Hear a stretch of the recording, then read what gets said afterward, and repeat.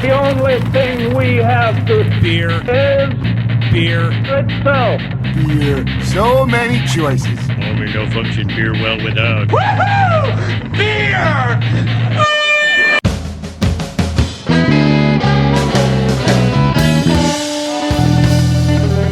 Hello, and welcome to another episode of Beer Busters, where we're going to bring you the news and reviews of some wonderful brews. My name is Dan Baker, making my triumphant return behind the microphone, joined by my co-host and brewologist, Steph Hefner. and sitting in for hold on, I should have said Darth Hefner. Darth Hefner, and sitting in for the demented and fermented Wayne Baker is Mr.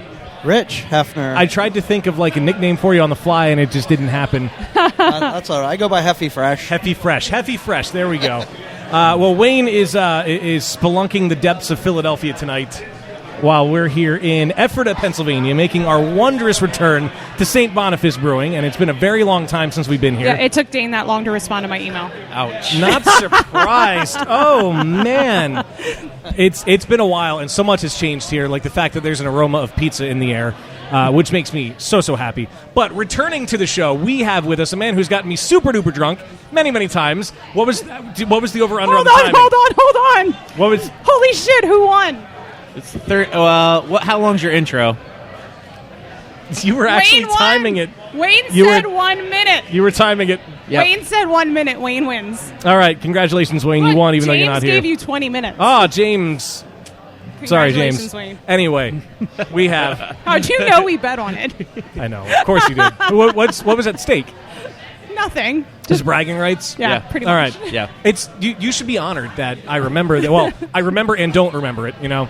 Hey, I do what I can. But of course, Dane's back up at the microphone. But that's not it. We have coming back to the show also John Northup. and Mike Price. guys, thank you for having us back out here.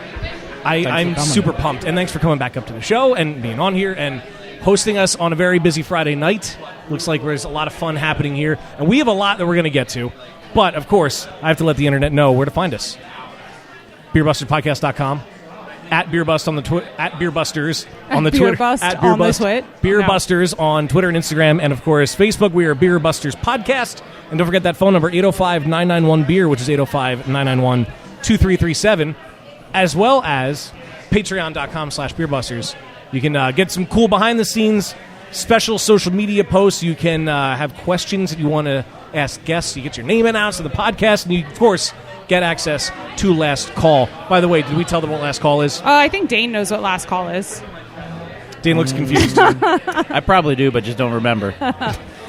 It is a bonus segment of our podcast that we record after the actual outro when we're all a little bit tipsy, and only our patrons get to listen to that very awesome segment. So It's where all the best shenanigans happen. it is where all the best shenanigans happen. Yes. And we do have a sipping beer. Steph and I have Yes. the Pilsner. I demanded it as soon as I walked in the door. And so you thank you, demanded it for me when I got here, too. Dane. That's right. So we thank are you. drinking Commonplace Pilsner. And I feel like we've come full circle because the first time we recorded here, John shared with us a sip of the Pilsner from the tank, and I was in love. And I love that it's pretty much always available, either on tap or in a can, some version of a Pilsner here. And I'm super excited about that. So, John, tell us about this particular Pilsner.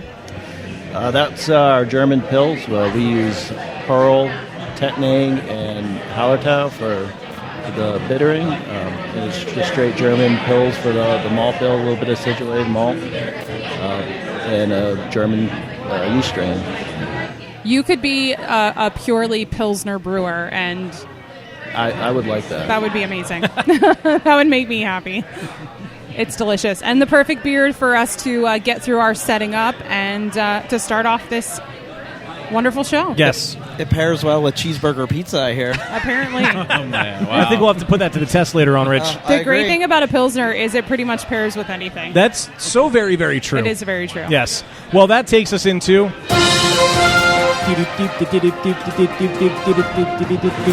So there's not really much that I saw that was going on in the beer world this week, except for another lawsuit, and the plot thickens on it. So it is not Miller Coors and Stone, believe it or not.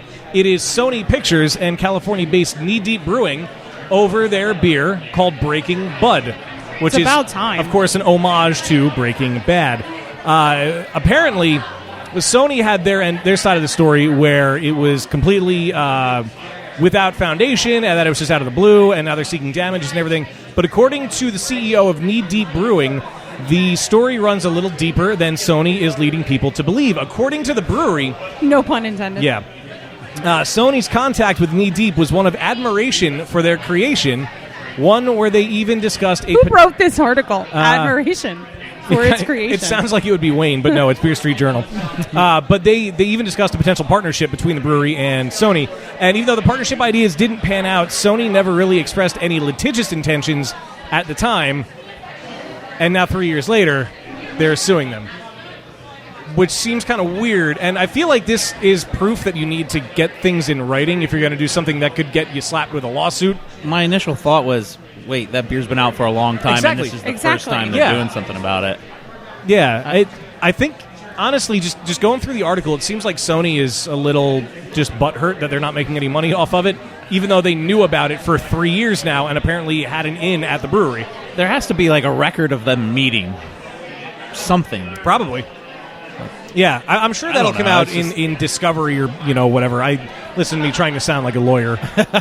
But it would be interesting to see what'll happen with it. But the problem is, if Sony is successful in court, their demand for damages could bankrupt the brewery. So that would just kill them. Ooh. Does it have a number?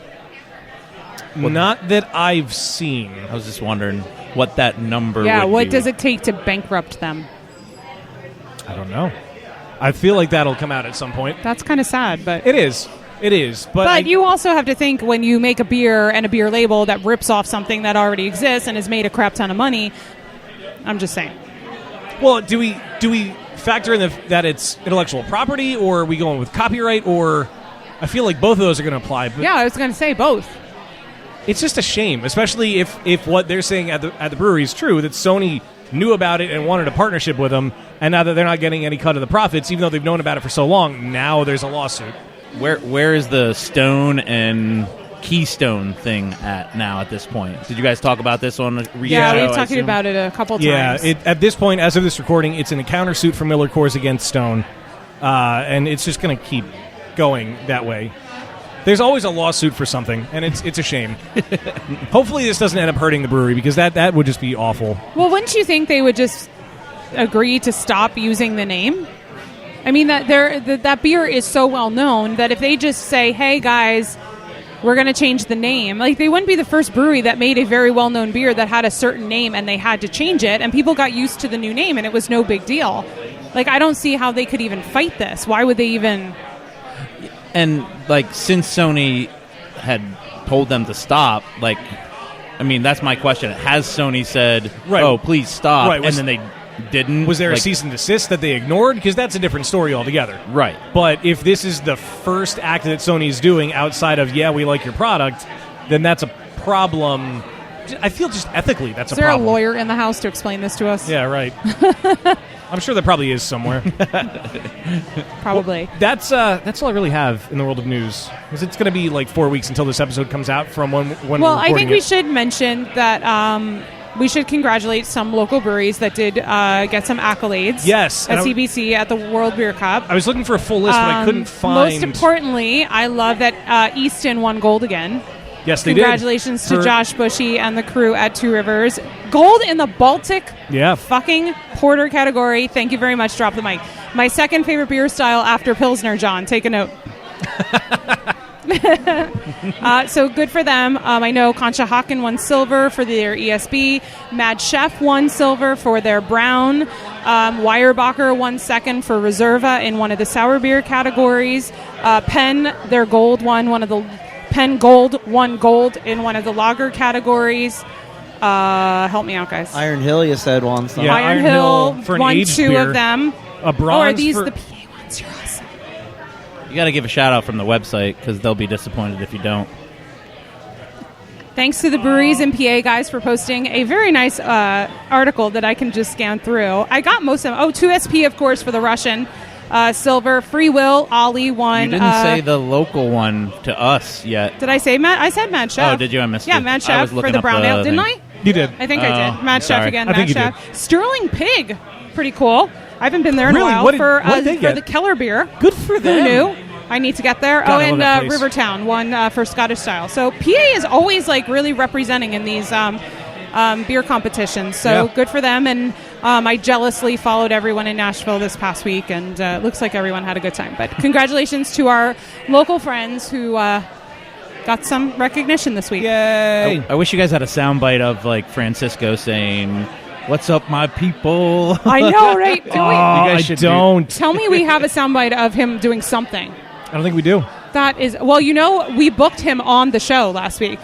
Yes, we booked a follow-up episode with Francisco while recording. Oh, good. I'll hear that when I go back to We will be back, edit. so Francisco needs to be on the soundboard. There's just no ifs, ands, or buts. Oh, he will. Oh, he posted a thing on Facebook that there is a brewery that has a beer. It's called like Hola Pantalones or something. Adios Pantalones. Adios Pantalones. Yes. Yeah, Pantalones. Pantalones. Pantalones and Fuego is our thing with Francisco. So every time we see him, it's all about Pantalones. Pantalones. So what's up, guys? Yeah, what's new in the world of St. Boniface? It's been forever. Years.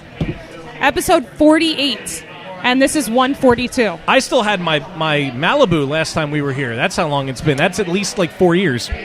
I didn't even remember that you owned a Malibu. I did. So last time we were here, this place was quite different. Mm-hmm. We actually recorded in the brewing space.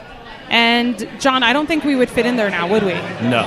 What has happened in there since we were last here? 5 more tanks, a silo, a grist case. There's a little room there. Yeah. So how has your fermentation capacity, how much has it increased since then? Our capacity is a little more than doubled what we initially started off with in 2014.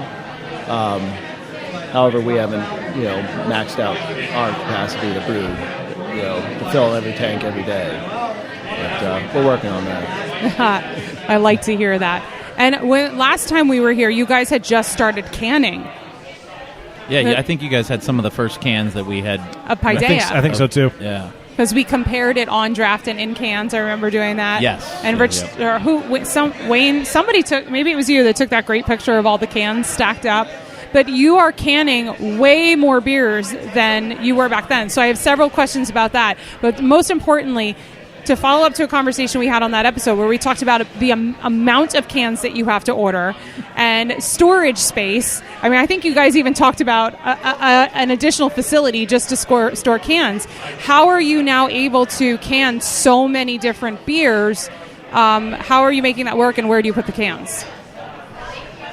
We have a storage facility across town, 6,000 square feet. So we have our 3 printed brands stored there, and then that's where we store all of the beer after it's been canned as well. Mm-hmm. Eventually we want to put a cooler over there so that all of our packaged beer goes over there, and we open up some more space in the brewery for more tanks. So that's how we're doing it right now, storage-wise. And is your canning line here? Yeah. So that's why you have that big truck out there? Yes. Yeah, we use that to shuttle back and forth to storage as well as to do deliveries to wholesalers. And stop by the ice cream place, too. Yeah, right. So what beers are you canning? What are your regular canning ones, and maybe what are some recent specialty ones that you guys have canned? So we always have Paideia, Libation, and 3-pound available in cans. And then we didn't have 3-pound when they were here when we recorded last time. That's right. We hadn't done that one yet. Right. Sorry. And then once a month we try to do like a one-off or the Pilsner, a seasonal, something like that. And we've switched all of those to 16-ounce cans with labels. And we've actually upgraded our canning line since you were here last time. So we moved from a cask 3-head to a Cody 4-head, 5-head. So how much faster is that? More than double. Wow. Plus it's a counter pressure fill, so it takes the dissolved oxygen down to very minimal levels. How many cans does that kick out then? I love numbers. We're doing about 100 cases now. Oh my God. That's pretty awesome. That's insane. Compared to what, 40 when we were lucky? Wow. 40 would have been pushing it. That's quite different. No, you And said it's much 16-ounce better for the cans, but you were canning hegemony for a while there, too. We do hegemony. Are you doing hegemony in 16-ounce cans, Yes. too? Wow. I feel like an 8-ounce can would be good for hegemony. I'm just putting that out there. Can you find those? We need to start encouraging that. Like, Pilsners are great for 16-ounce cans, but all these Imperial Stouts and, like, Belgian Quads in 16-ounce cans, I'm like, why? No, give me a crowler of that. Oh, my God. Oh, my God. No, thanks. Now, to keep the masses happy, you guys also periodically can your Surprise IPA series. Yeah, so we've kind of like settled into like a rotating IPA release, whether it's Theory and Reality, which is our Galaxy IPA, Mosaic IPA, which is a Mosaic IPA. Surprise is rotating. Surprise, it's another IPA. Came from John's brain because he loves brewing IPAs. So Surprise, it's another IPA, and then we change up the hops every single time, with different combinations and things like that. And then Coffee IPA, which we just came out, which just released a couple weeks ago, which is a collaboration effort that we did with Square One Coffee out of Lancaster. Oh, good Lord. Yeah. Oh, it's on the list. Oh, thank God. And I have to, it's like you read my mind. I have to be honest. When we went to the Boniface event at Midtown Tavern for the awesome firkin that you tapped and did a beautiful job tapping. I worked hard at that one. During Harrisburg Beer Week, the firkin wasn't quite ready, so I wanted to order something else in the meantime, and the only Boniface beer on that I hadn't had was the coffee IPA, and I'm like, I guess I'll get the coffee IPA. But it actually surprised me, and I enjoyed it. It's just not normally, I'm not a big IPA drinker. I can imagine that working very well. I mean, it actually was quite delicious. Of the it coffee was super well balanced. Yeah, it would really complement the hoppiness out of it. What I know we're going to get to, but what hops do you use in the beer? Use Falconer's Flight and Citra. All right. The interesting thing about the coffee that we use too is, I don't know if you guys have ever had Square One, but it's a different kind of roast. It's not like a Starbucks dark roast typical coffee flavor. It's much more fruity, subtle, and those fruity notes really come through in the beer. Speaking of beer, I know we have a long list, so I guess we should probably start talking about. We already had the Pilsner. Next is Narrowback, right? Yes, Narrowback. And that's the lighter one, correct? Yes, that's correct. Is this an ESB? No, it's a Irish Red Ale. Irish Red. Yep. Okay. That originally, I don't know, I'm not going to go into the details, but I'll just give you, it's something that we actually brewed in collaboration with the folks down at Tellus 360. We've really struck up a good relationship with them, and they just, you can get this beer here and there, and that's it. That's awesome. And for anyone that's not familiar or from the Lancaster area, that is, I guess, a restaurant and event space would be the best way to describe it in downtown Lancaster. Super cool spot. Yeah, it's a huge, music venue, and their rooftop deck is getting ready to open again for the season. It's a spectacular view, and it's just a great spot. So explain the name. Uh-oh. So my understanding is the guys who own and run Tellus are from Ireland. They're immigrants from Ireland. So their story is that back in the day when the Irish immigrated to New York, was it the second generation? Were called narrowbacks because they didn't want to work like the original generation, something like that. So that's where the name comes from. Interesting. Yeah. I really like the beer. It's delicious. It's really easy drinking, but you get a bite. It has a bite to it. Yeah. I have to ask, what's the ABV? I was just going to ask that too. too. It's the go-to question, right? I'm stealing your questions. 4.5? 4.7. 4.7. All right. Yeah. Session almost a ball. Now that we've had Lou Bryson on the show, we cannot call anything over 4 or 5 sessionable, I feel like. Challenge accepted. Except hegemony is sessionable, Yeah, too, exactly. right? I wanted to ask, so you're mentioning about the more cans that you can kick out. I'm assuming this means your distribution has grown? It has. How far do you guys distribute now? So basically, if you look at a map of Pennsylvania, you could go pretty much from the Pennsylvania border near Easton, draw it all the way down to Gettysburg, I guess is the best way, and pretty much everything east of there, or everything below that line. Okay. We are now at least attainable in those areas. Attainable. So Harrisburg, Reading, Lehigh York. Valley, Lehigh York, Valley, yep. Philly, Yep. Yeah, I was going to say, I feel like I've seen your cans in Philly. Reading, of course. That sounded like a bad sentence. Wait, I've seen say it your again? I've seen your cans in Philly. No, yeah, we started distributing in Philadelphia County, Chester, portions of Montgomery, with Penn. Is there a county Lehigh. I'm missing? And the Lehigh area. and then we added Lehigh area with them, and then we filled in the other counties in Philadelphia with ABV. They're a small independent wholesaler who just kind of started opening up with a handful of Tommy browns. Kijak works for them. Yes. What's that? Tommy Kijak works for them. Oh, cool. Yes, he does. Yep. However, he doesn't. Not in any counties that we distribute. Of course. So are you guys comfortable with that reach right now, or is there world domination in mind? Well, so we've always really tried to grow organically is the word that we've always used. We really try to saturate Lancaster. We haven't done that in those areas, so we have a lot of work to do in those areas before we look anywhere else. That's how I look at it.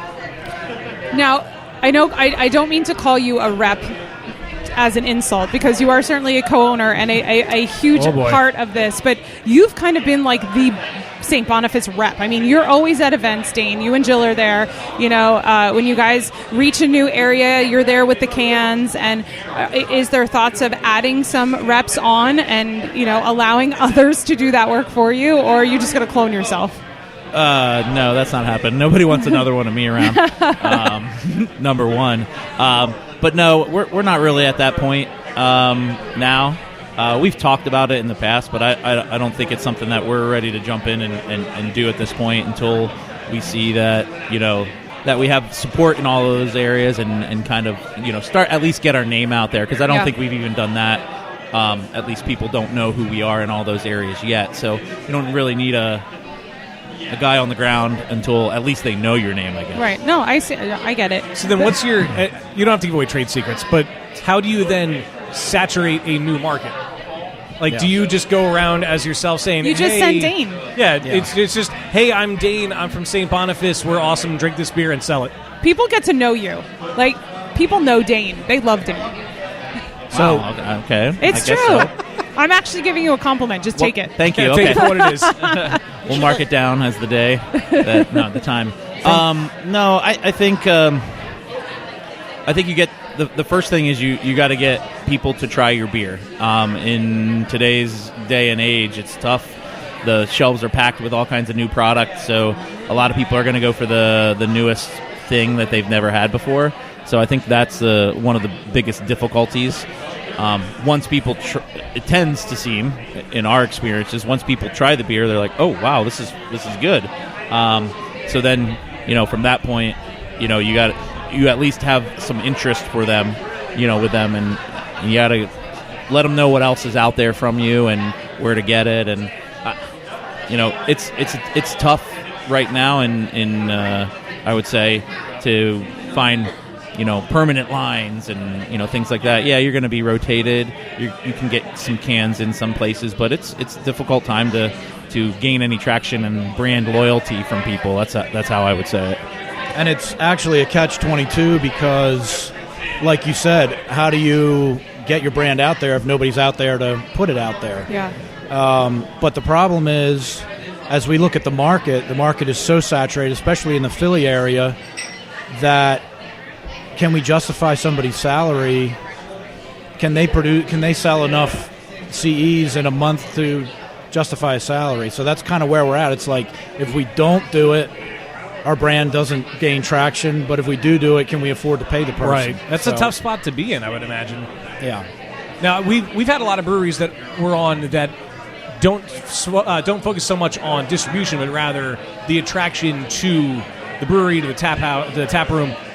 I'm assuming that's something you guys had in mind with the expansion, with the kitchen now. I mean, how long have you guys had the kitchen now? It's been a while, I would assume. Yeah, it's been about a year and a half. Okay. Yeah. I really haven't been here in a while. And the pizza is awesome. So I've heard. I'm trying to work up an appetite. So good.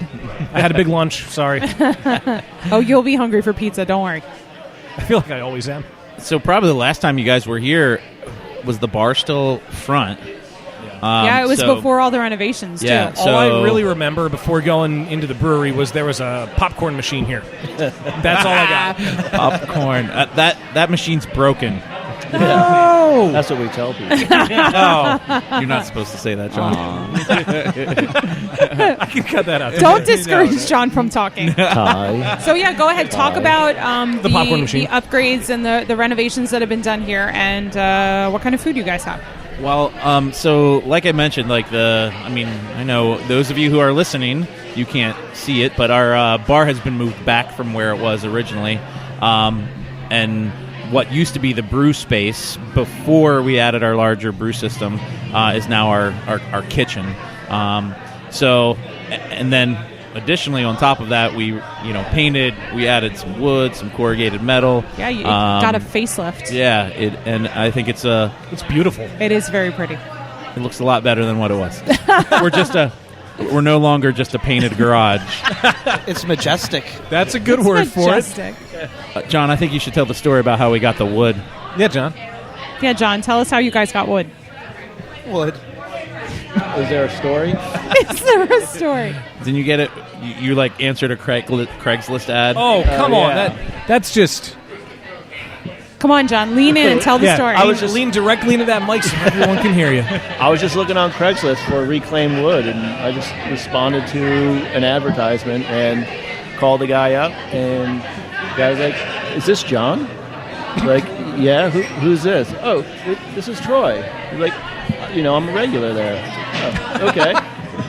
So yeah, nice. I knew the guy. Yeah, so a regular gave you wood. Gotcha. Yes. Wow, that was a long setup, but well played. I'm getting a lot of wood. That's Lou's second mention on this episode. We love you, Lou.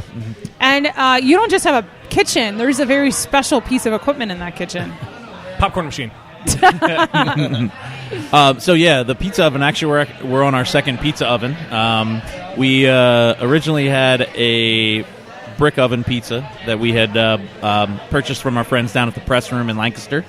However, we couldn't keep up with the demand, so we got something that can get some pizzas out a lot more quickly, I should say, and meet the demand of what our tap room has become.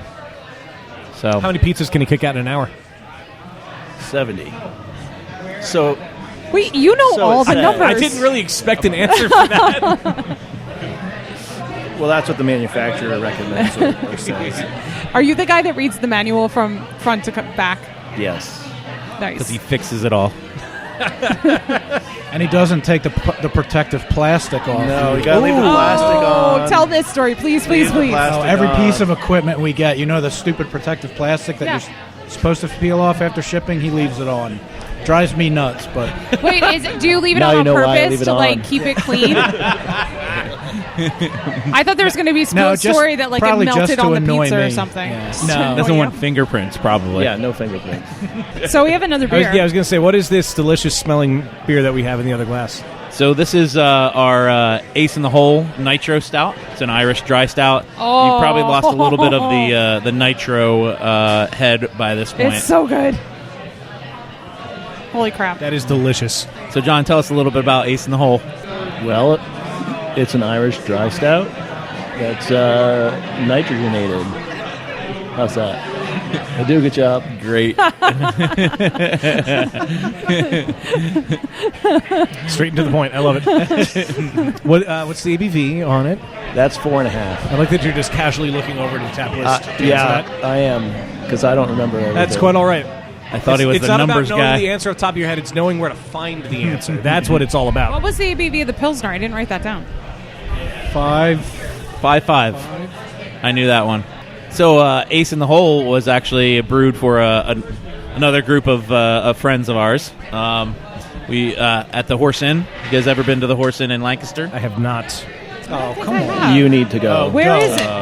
It's on the west side of town, Fulton, off of Fulton Street. The east side. Oh, that's what I meant. Sorry, the east side of town. It's about a block and a half from Lancaster Brewing Company. Oh, okay. LBC. So why do I need to go there? Is it near the Horse fries. Horse fries is exactly what I was going to say, but you have to get horse fries without sausage. without horse? Without horse, no. Yes, you don't want them with horse either. Horse fries? Yes, it's magical. Sure. So there's What's on top of them? sausage on them apparently. There's like no horse. some sort of gravy on top, like a white gravy with aged Parmesan and You can get them without sausage, I'm pretty sure. But Why would you want to? if you're vegetarian.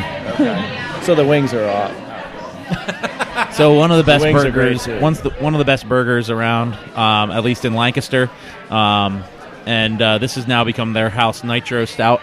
That's awesome. And they carry all our cans and regularly can find, almost usually find 2 beers of ours on tap down there with only 5 beer lines. Great cocktails.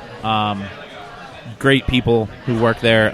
One of their bartenders, Benjamin Hash, is like an award-winning bartender, mixologist.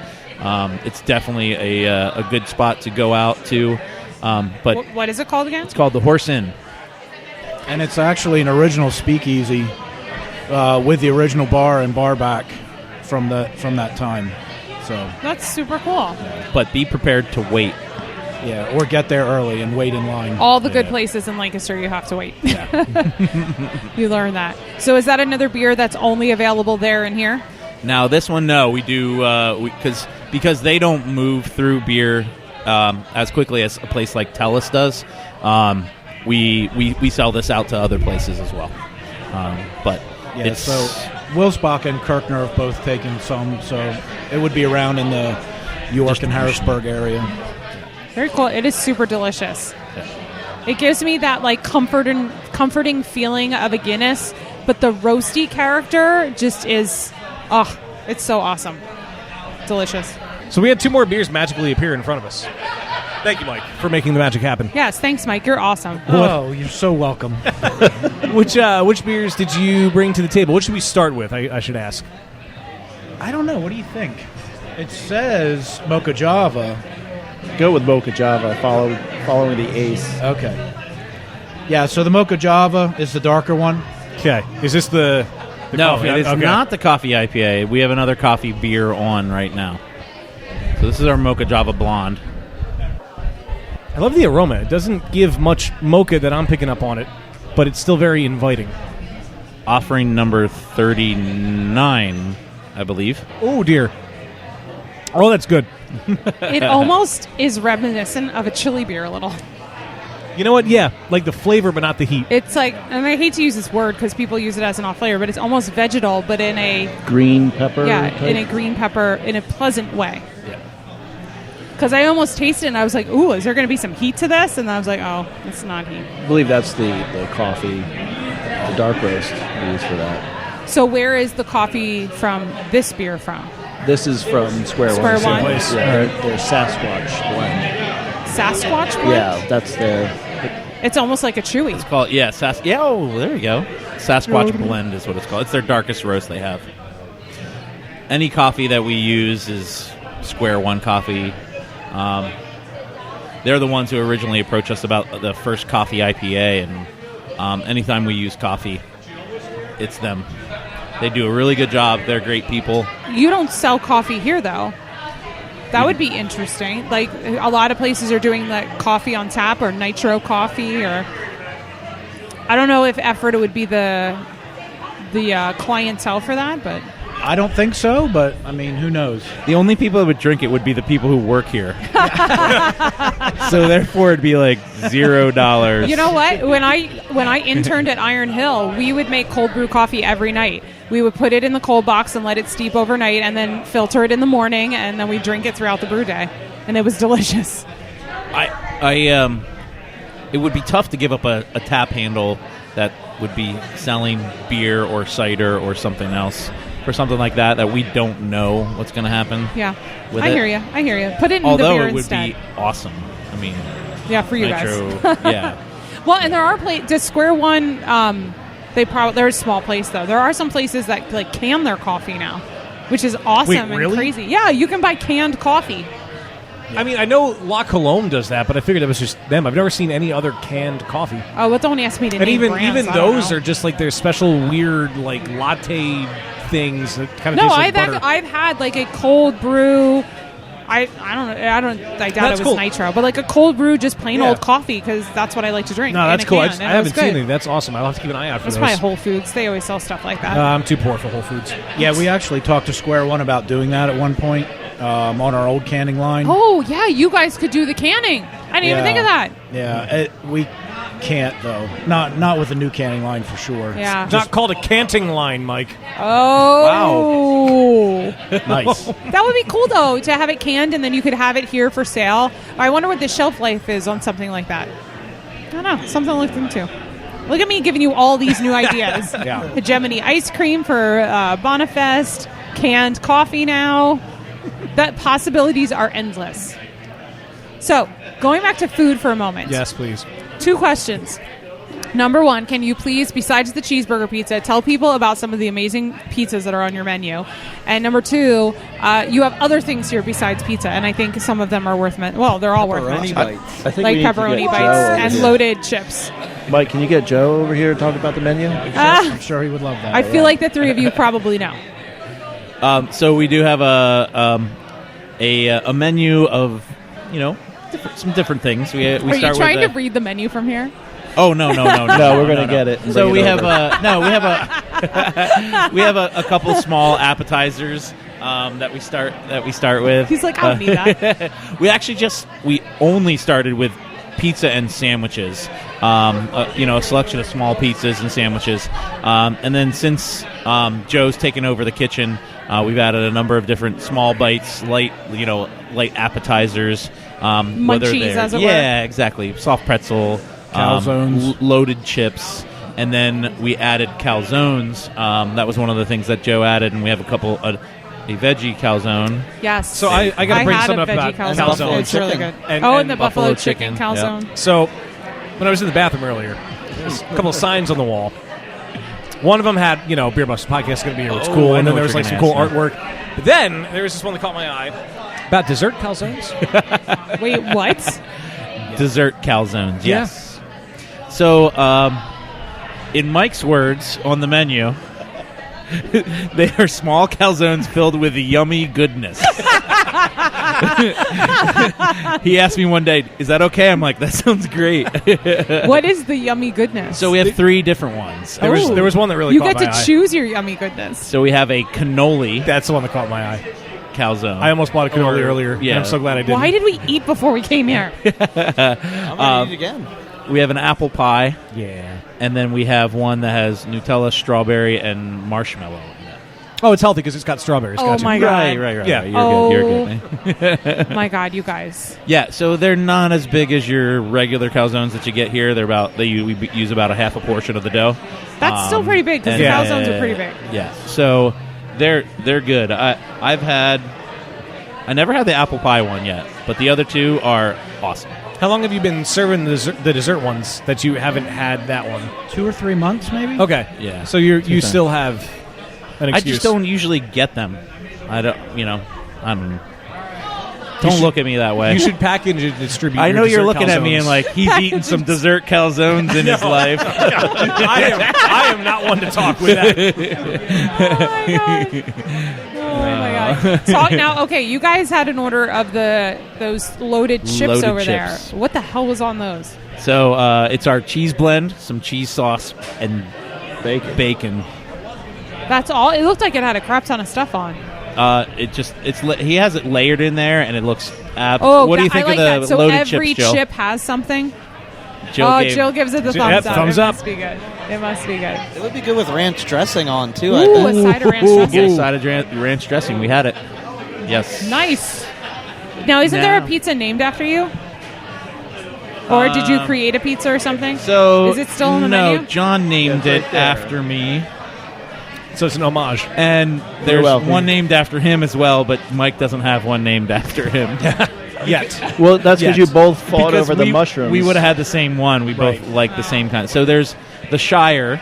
My last name is Shirey. Is mushrooms. It's a garlic based pizza with mushrooms on top of it. That's the one I usually get. Yeah, and that's my thing. The North Farm, Wait a minute. Not just normal mushrooms. exotic mushrooms, right? Yeah, they're Oh, so we're talking it's a wild mushroom blend. special shrooms. Gotcha. So, yeah. Special Not treats. like that. They're gotta pay magically extra for that. delicious. And then John has the North Farm. He can explain that one. Yeah, so that's just prosciutto and olives with a little bit of ricotta. And there's, I haven't had it in a long time. It's finished with arugula and balsamic reduction over the That top sounds of it. fancy. I didn't know you were fancy. Oh, I'm so fancy. You didn't even know? Insert sound clip. Please. Yes. Please isolate that. Oh, I will. Please I will. isolate Don't worry. I'm on it.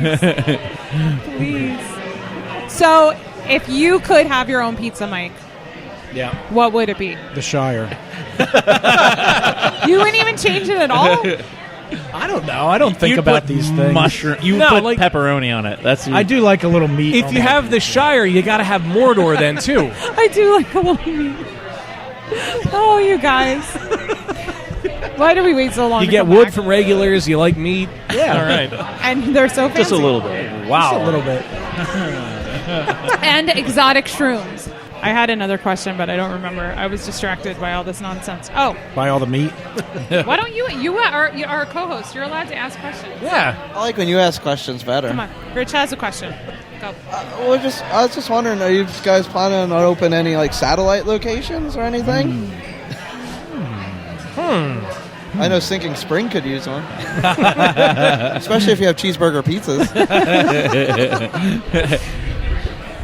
Kind of goes back to the earlier discussion about distribution. versus tap room. Right? Yeah. And we're kind of at that point where we're trying to figure out what is the future of the market. And I've said for years that I thought the market would go back to a pre-prohibition type of model where you have local breweries everywhere and everybody drinks at their local brewery and you don't have these gigantic conglomerates moving beer all over the place.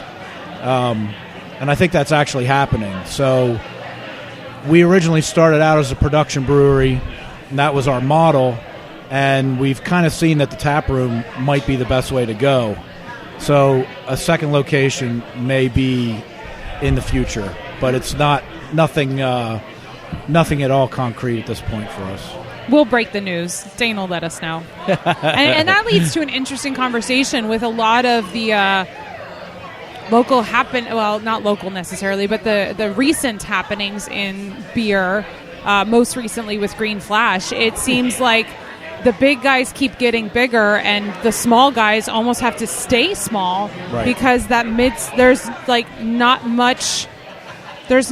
too much room for those mid-sized guys anymore, right, because people demand local, demand fresh, demand what's new and different. They want to go and wait in lines or go have it at the bar, at the tap room.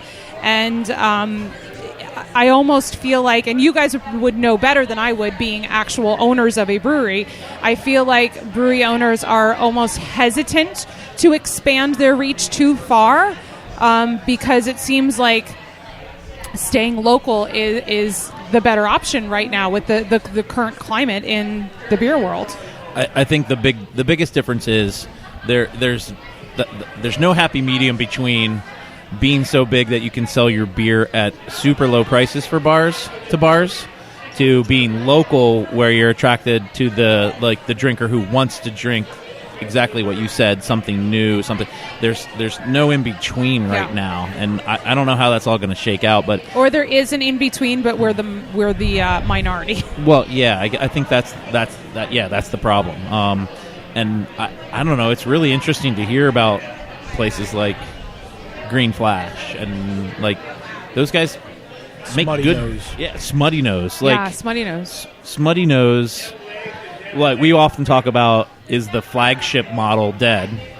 That kind of thing, because that's what I would say Smutty Nose was. They were pumping out the same beers, which were good beers, but where did it end up? Where did it take them? And that's something to be said too. If you do the experience and you want people to come to here, if you offer the same thing over and over again, if you just distribute the same ones, there's no growth. Somebody's going to outpace you at some point with that. It's, Green Flash, I think Ethan might have said it at Stickman, if you pump out the same beers over and over again and then you're sold, but the name is still there, the first thing you're going to do with the new name is make new beers. Or like somebody has to buy your brand name from you. But that's why I like that you guys have the offerings. there's something new that you can always look forward to, and you still do the Firkins and everything. So I think that's a good system for you guys to do, but it is an interesting concept about the flagship being dead. But here you have a community. You have regulars like the Wood Guy. Aaron and Scott. You have people that are in here all the time. And like when I come here, I want to go to the bar and I want to order the Pilsner. And you have people, they want to go to the bar and they want a Paideia. Yeah. People have really invested in the beers that you make so well. And we want to try the other stuff too. Because we're curious and we're interested and we respect you as a brand and we respect John especially as a brewer. But I don't know. I feel like the people that are loyal to brands and that are loyal to a brewery are the ones that are going to get screwed by the demand for something new, something different. And that's the tension that I feel when I think about it. Like when I look at what we're actually selling and how many cases of Libation, Paideia, and 3-pound and the variety pack that we actually move, people are drinking that beer. People look for that beer. Yeah. They're not. It's not just the people that want to stand in line for the next new thing that are out there. But at the same time, like, if that's all we're focused on, I think we're going to lose out on the other side of the market that wants the new stuff. So it's that balance that we're trying to figure out right now. And I think we're lucky being in the Reading, Lancaster area. I mean, there's definitely diehard beer nerds everywhere. But I think the vibe is a little more laid back here. Where if you go especially up, to northern New Jersey or, into Vermont and down to Richmond, where these super saturated destination beer spots are, I feel like the pressure on breweries, especially in those areas, is so much higher. I mean, I look at the freaking Veil. I follow them on Instagram, and the amount of different beers that they brew and can every single week. Like, are you kidding me? Well, it's insane. So there's a thing to be said for that too, because they get people that will line up for the beer, and they know that that's going to attract them, and that it will always sell. But I can maybe name one beer from the Veil that I was like, I had that beer with Standout. That was amazing. I would want to go back and have it. Not that I'd be able to go back there and have it because most likely it's not even on. Where like here, I can name your entire portfolio. Right. Like, I just feel like there's something to be said about that, and there should be some respect for that. And I just hope that doesn't get lost. And it scares me when you see places like Green Flash and Smutty Nose and, I don't want to be drinking 50,000 different versions of a New England IPA every day. Like, I want to be able to walk into a bar and say, hey, can I have a Paideia? Or, I don't know. I think we are totally on board with that. I kind of wonder where you fall, though, in the... I know, because I am working towards 10,000 unique check-ins on Untappd. No, not you personally, but I wonder where you fall in the whole community of beer drinkers, because it's the people who are getting into craft beer right now, who are newbies to craft beer. Are they thinking like you, or are they thinking like, I want the newest, hottest, different thing that I've never had before, and it's like chasing beers instead of enjoying beers? Yes. I think the problem I have with, and not the people themselves who are getting into craft beer right now, because I'm glad they're entering the market and they're experimenting with Absolutely. But the problem I see with the industry as a whole to newcomers is right now is the New England IPA trend. So all they're going to get thrown in their face is, ooh, try this one, ooh, try this one, ooh, try this one. And maybe they won't be able to tell the difference, and then they'll get back out of craft beer. I truly believe aren't there like 7 stages of grief or whatever, or something like that? I truly believe that there's 7 stages of being a craft beer drinker. And I guess I've been brewing and drinking, and I've been part of this world for so long that I have acknowledged that I have gone through many of those stages. And I don't want to say I look down upon, but I kind of like don't necessarily like the people that are versions of what I used to be, and I have to remind myself of that, of like, well, you used to be like that. You used to drive hours and wait in line for beers and refuse to drink something if you haven't had it, and like look at people's ratings. Like, I used to do all of that, and I feel like I've maybe come, I don't want to say beyond that, because I don't want to sound like that's a bad thing. I mean, I don't know, but I just feel like I'm at the point that I want to drink the beers that I know are good, and I don't, and our listeners know I don't like New England IPAs. there was a time where I'd go to a brewery and I would order every beer just so I could check it in and try it. And I still do that to an extent, but I kind of want to drink the beers I want to drink and enjoy the beers that I know I enjoy. And I want to support the brands that I know do it well. So you said that you were... Sorry. No. If I can come to Ephrata and get a kick-ass barrel-aged Imperial Stout, there's no need for me to drive to northern New York and pay $500 on a ticket site and to get 6 bottles that or something. also. Anyway, just saying. I'm just saying, I feel like we need to respect what's right here in front of us that's just as good or better, and we just don't know it.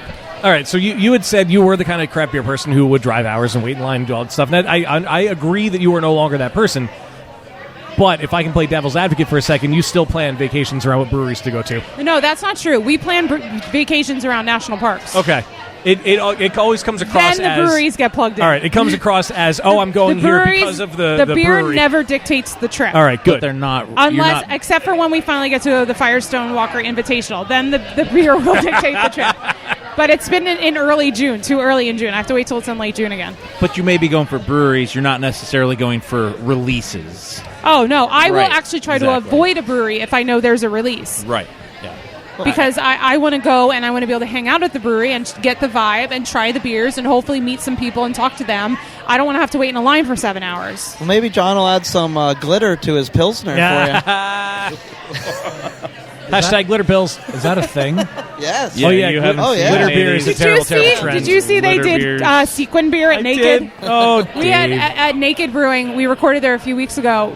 We had a discussion about how much they also hate glitter beer because we hate glitter beer, and to make fun of it, they made a sequin beer. He basically put a pint of beer and put a shit ton of sequins in it and took a picture of it and put it on Instagram. It was so you have to look at Naked. I don't know if he put it on his page or if Naked put it on theirs. It was his own. Okay, but Yeah. anyway, I'll pull that up then later to show you. So I have a question about something that was in that. Wait, do you honestly not know that glitter beer is a thing? No, sorry. I do. They put food grade glitter in beer. Who? Which is... Well, there was some brewery in Nashville that was doing it because people were posting Yeah. about it. But apparently it's a new thing. I'll show you the video. Trying to pick up on the next trend. Now, do you guys... I know we kind of brought up New England IPAs. Have you guys jumped on that trend at all with anything that you have here in the tap room? Dane, you should talk about that. Ooh. Yeah, Dane. So we actually just released our first ever New England IPA. Ooh. Last week. Congratulations, I guess. Well, depends on who you ask, I guess. It was. So I think Should have named it Reluctant. that would have been a good Reluctantly name. crouched Thank you. at the starting line. Yeah, Engines thumping reluctant and would have pumping been. at Took a sip of water, else it would have been right up top. It's kind of an understatement. I think naming it reluctant would have been an understatement. But as we talked about, there's this, you have to find a happy medium between what we've been talking about for the last 10, 15 minutes, between putting out flagships and putting out something new every once in a while. And I know for brewers, especially the guy here to my left, New England IPAs go against basically everything he tries to do. I think the word is anathema. Ooh. I like that should word. have been the beer name. Watch them try to pronounce that. Can I get the anemia beer? So, in an attempt to, I guess, dip our toe in, John finally agreed. He agreed to brew a New England IPA, and we didn't can it. It's only on draft. We're selling it here only. Crowlers and growlers to go, but it's on the list, by the way. It is on the list, so we'll taste it in a little bit. Speaking of the list, what about the next beer? Oh yeah, there you go. Oh, We were getting there. I appreciate that. We'll let Dane finish, and then we'll jump right into that. Let's see, where was I? So yeah, I think it's. Here's the struggle. It's not who we are. It's not what we do. It's just part of the repertoire. But it's what people want. Right. So you have to figure out, that happy medium between. Just trying to think of the words. And knowing John, I'm sure that while reluctant, I'm sure you're like, well, I might as well brew the best one I possibly can. You know? Why not? I just ask that you don't forego what you're good at and known for in favor of New England Yeah, IPAs. if the Pilsner ever is off because you're putting more IPAs on, that's when I'm going to get pissed. No, and I think, and maybe John doesn't think this, but that's not like anything that we've ever espoused to be or want to be. We want to have a well-rounded tap list that can be approached by either the newest craft beer drinker to the ones who have had 10,000 check-ins. Almost. That's her. I'm not even at 2,000. Almost. That I've remembered to check in. I'll say that. We should have a big party for my 10,000 check-in. I told you I'm going to brew your 10,000th. No. So, Mike, what are we drinking next? Yes. This next one is called Bitter Void, which is a really witty name for a beer that nobody understands. So this is a 0 IBU IPA, which means that we do not add any hops during the boil for bittering. So you get all the flavor, all the aroma of the hops without the bitterness. A little bit of bitterness there, but this is definitely one for people who don't like IPAs because you don't have that bitterness in the end that people dislike. Yeah, the flavor's there, but it's not ruining my palate. It's not punching my palate. It's super melony. Yes. Yeah. It's delicious. The reason it's an unfortunate name is because it says Bitter Void. Yeah. Everybody So people thinks it's assumes bitter. It's bitter. Just like an ESB. Right. Yeah, that's true. Right. Instead of putting the second word together with the first, like it's void of bitterness, they think it's bitter. So, lesson Void learned. of bitterness. Coming in at 4.1% ABV. So these are all still relatively low and approachable ABVs. Sure. So what I know we've mentioned it. What is? I know we're going to get there too. Hegemony. What's that? Regular hegemony is only 8%. 8. Okay. So it's on the low end of an imperial stout. Okay. What's the highest ABV beer you guys have ever done? 13. That was Now we're talking. Black Currant at first. Oh, black currant. First one, version of right? Black, yeah. Do you make that year-round now? Yes. No. Oh, Once a year. Yearly. In the winter. yearly. Not year-round. Yearly. Because is it on now? No. Oh, yeah, it is still Yep. on. I was surprised when I saw it. Hey, all right. We have just a very little bit left. Just I think to it drop. Maybe a couple gallons. Yeah. That's a great beer.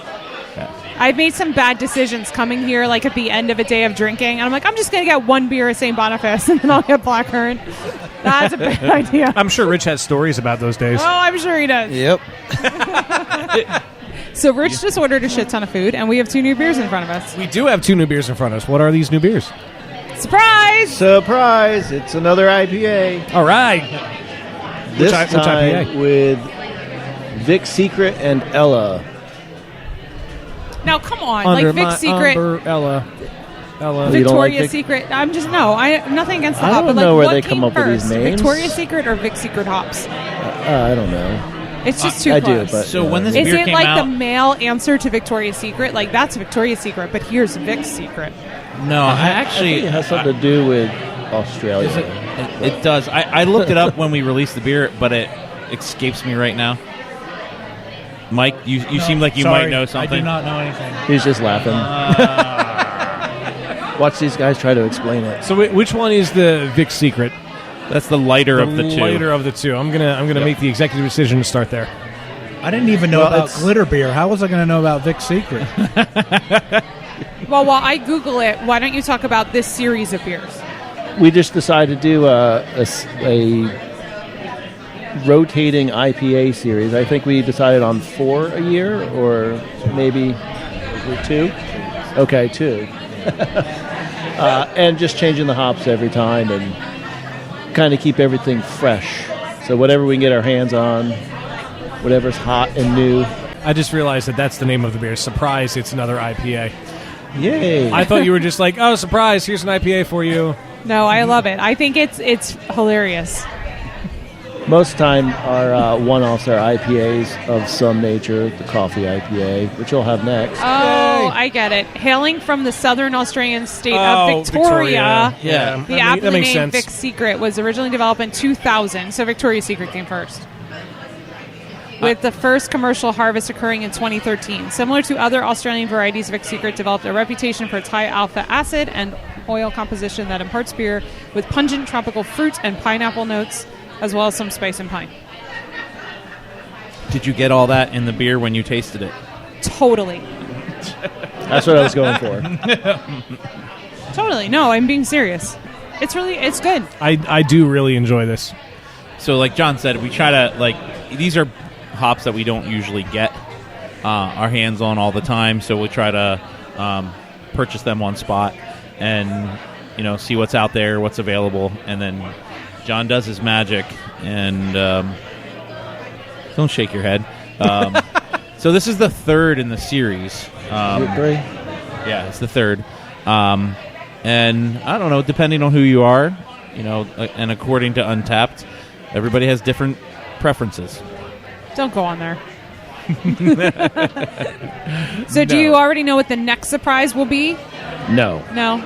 It'll just... Not until the week before. It'll be a surprise for everybody. Procrastinator. It's a surprise. It's a clown. That surprises me how anal you are about fingerprints. I would think you would have all this stuff planned out. Not so much with recipes. Or It's like- brew schedules. Well, that's not. Let's not get into that. That's not his fault. That's my fault. I have everything scheduled out for a year, but it changes daily. It changes daily. Now, here's a question for you. For the offerings, do you brew the same size batch as everything else? If we're gonna can it, it'll be about 60 barrel batch. Otherwise, That's a commitment. yeah. Did you ever brew anything that you were like, oh shit, I shouldn't have just brewed 60 barrels of this? No. No.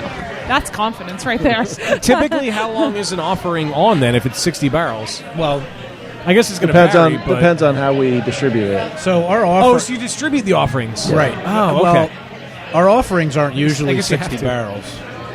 Every So time usually- we do something, it's different. Yeah. Let's just put it that way. So offerings could range between 15 and 30 because typically we're feeling out how they move. Once we've decided like a Galaxy, Mosaic, Coffee IPA, people want these, then we go 60 barrels and we can it. Fair enough. Now we have one more beer. I want to talk about that soon, so I still have beer in my glasses for Yeah, the game. good thinking. This is Best of Both Worlds. Hermaphroditic porn. Best I of mean, both brews. Coffee IPA. Best of both brews. Was that inspired by Clerks, by the way? Please tell me it was inspired by Clerks. I was going to say Hannah Montana. We actually didn't name it officially. Yeah. The folks from Square One designed the label and came up with that moniker. So I don't know whether it was... God, it smells so good. Holy shit. So again, this is the third version. Yeah, third version of this beer as well. This time we used coffee from El Salvador, not Guatemala. Ecuador. What's that? I think it was Ecuador. Yeah, Ecuador. But if you want to check out the full name, there's like 6 names. It's from the a specific farm in El Salvador, Yep. Carlos, Yep. Mauricio Lemus. Yeah, that sounds great. But it was that was the last of the coffee. Hadassah down at Square One. I said, in case people ask, can they get the coffee? She's like, no, we gave you the last of it. So yeah, That would have been awesome to be able to buy the coffee. yeah. So we were able to do that with the first one we brewed with them was the Kenyan, which was like their gold medal winning coffee. Wow. And They have like a World Coffee Cup, like the World yeah, Beer they Cup? do. Yeah, exactly. And Square One, Mike, you know a little bit more about the coffee world. They're like very highly regarded in the coffee they industry. are. Yep, for sure.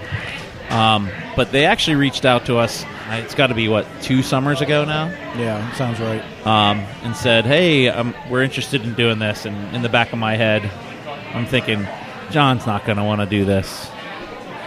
And That smirk. yeah, am I valid in thinking that? You were right in thinking that. Okay, Yeah. right in thinking. But I will tell you, so Hadassah from Square One came up here.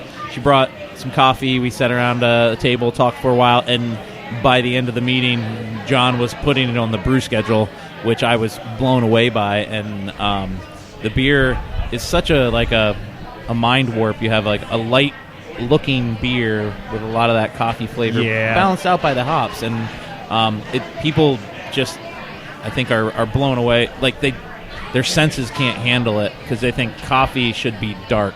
Yeah. Same with what we had with the Mocha Java Blonde Ale earlier. So, But I love this. I'm a huge fan of beers like this. I love anything and everything coffee, but this just adds a whole different layer. They need to get some of those coffee beans that come from the back guano. Oh, jeez. Now that's a beer I would drink. That's our next one. Nice. It's already on the brew schedule. With glitter in it? Right That's now. a winner. I just Now, put it on right Steph, now. would you drink that? It's technically not vegan. I drank the goat brains beer. I know you're vegetarian, but still, like I drank the goat brains you beer. you did, and the brisket beer, And the brisket beer. and the cheeseburger beer too, right? Didn't you try that?